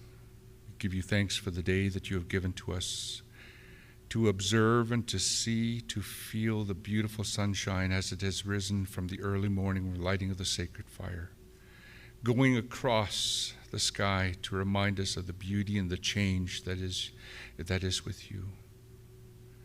We thank you that in this journey that you have called us to in life and in faith, you have walked with us through every step and helped us to see through the eyes of others, to see and to feel through the voice and the guidance of others that you have worked through. You have blessed us and brought us to this moment now where we get to see these documents that have served, that have been slaved over, that have been prayed over, that have been given and blessed by your guiding hand. Through the service and ministry of those that have gone before. Humble us so that we never become so presumptive that we start to think that it is all about ourselves and in my ministry, but instead to say our ministry. As we have walked now in our hearts and in our prayers with all those that have gone before, who have served before, and led us before. Lord, we do not know and we do not presume to need to know all the circumstances of everything. And that is one of the reasons that in our prayers we say, not as we demand or ask, but as is best for us. In those words we are humbled. And so it is now that we lift up all our names in our hearts to you in thanksgiving, saying their names aloud or quietly in our hearts. Give thanks for Jeannie. For Norm. For Norm Wesley. For Mark.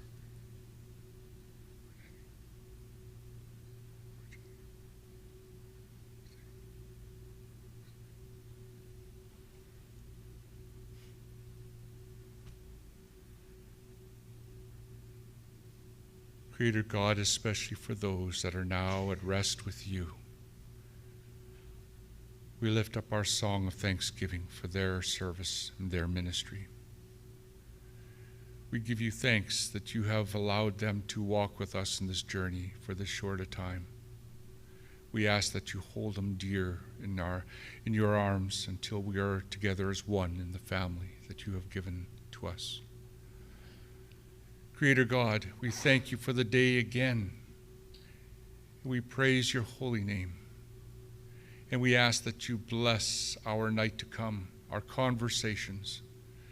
Open our hearts and our minds to see in the eyes of the others before us your light, your promise, your hope, your peace. We thank you for all that you give to us each and every day and every step of the journey. And we ask your blessing now upon the food that we are about to enjoy, our time as we minister and share together.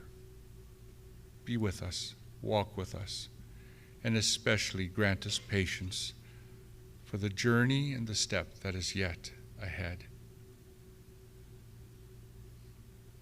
Bless all who are on those videos.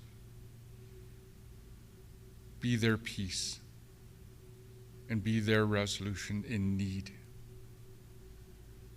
I ask blessings upon each and every one here. Lord, may your Spirit move in their lives. May your Spirit build them and strengthen them in their weaknesses. Lift them up in stumbling.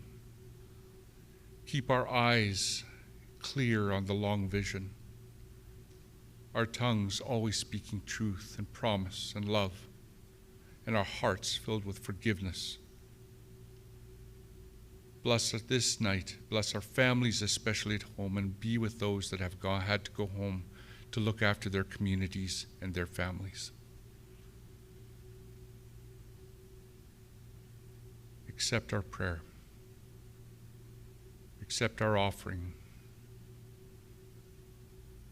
And accept all the glory that we lift up to you. For you are God, our Creator. You are the peace, the hope, and the promise that we so desire and need. And it is our prayers we lift up to you, and we pray. And he who is the peace bringer, Jesus, your Son. And together the people of God say, Amen, amen, amen. We are going to take our lunch break now. Supper break. Okay, maybe I need a few hours sleep too. Supper break. Peace.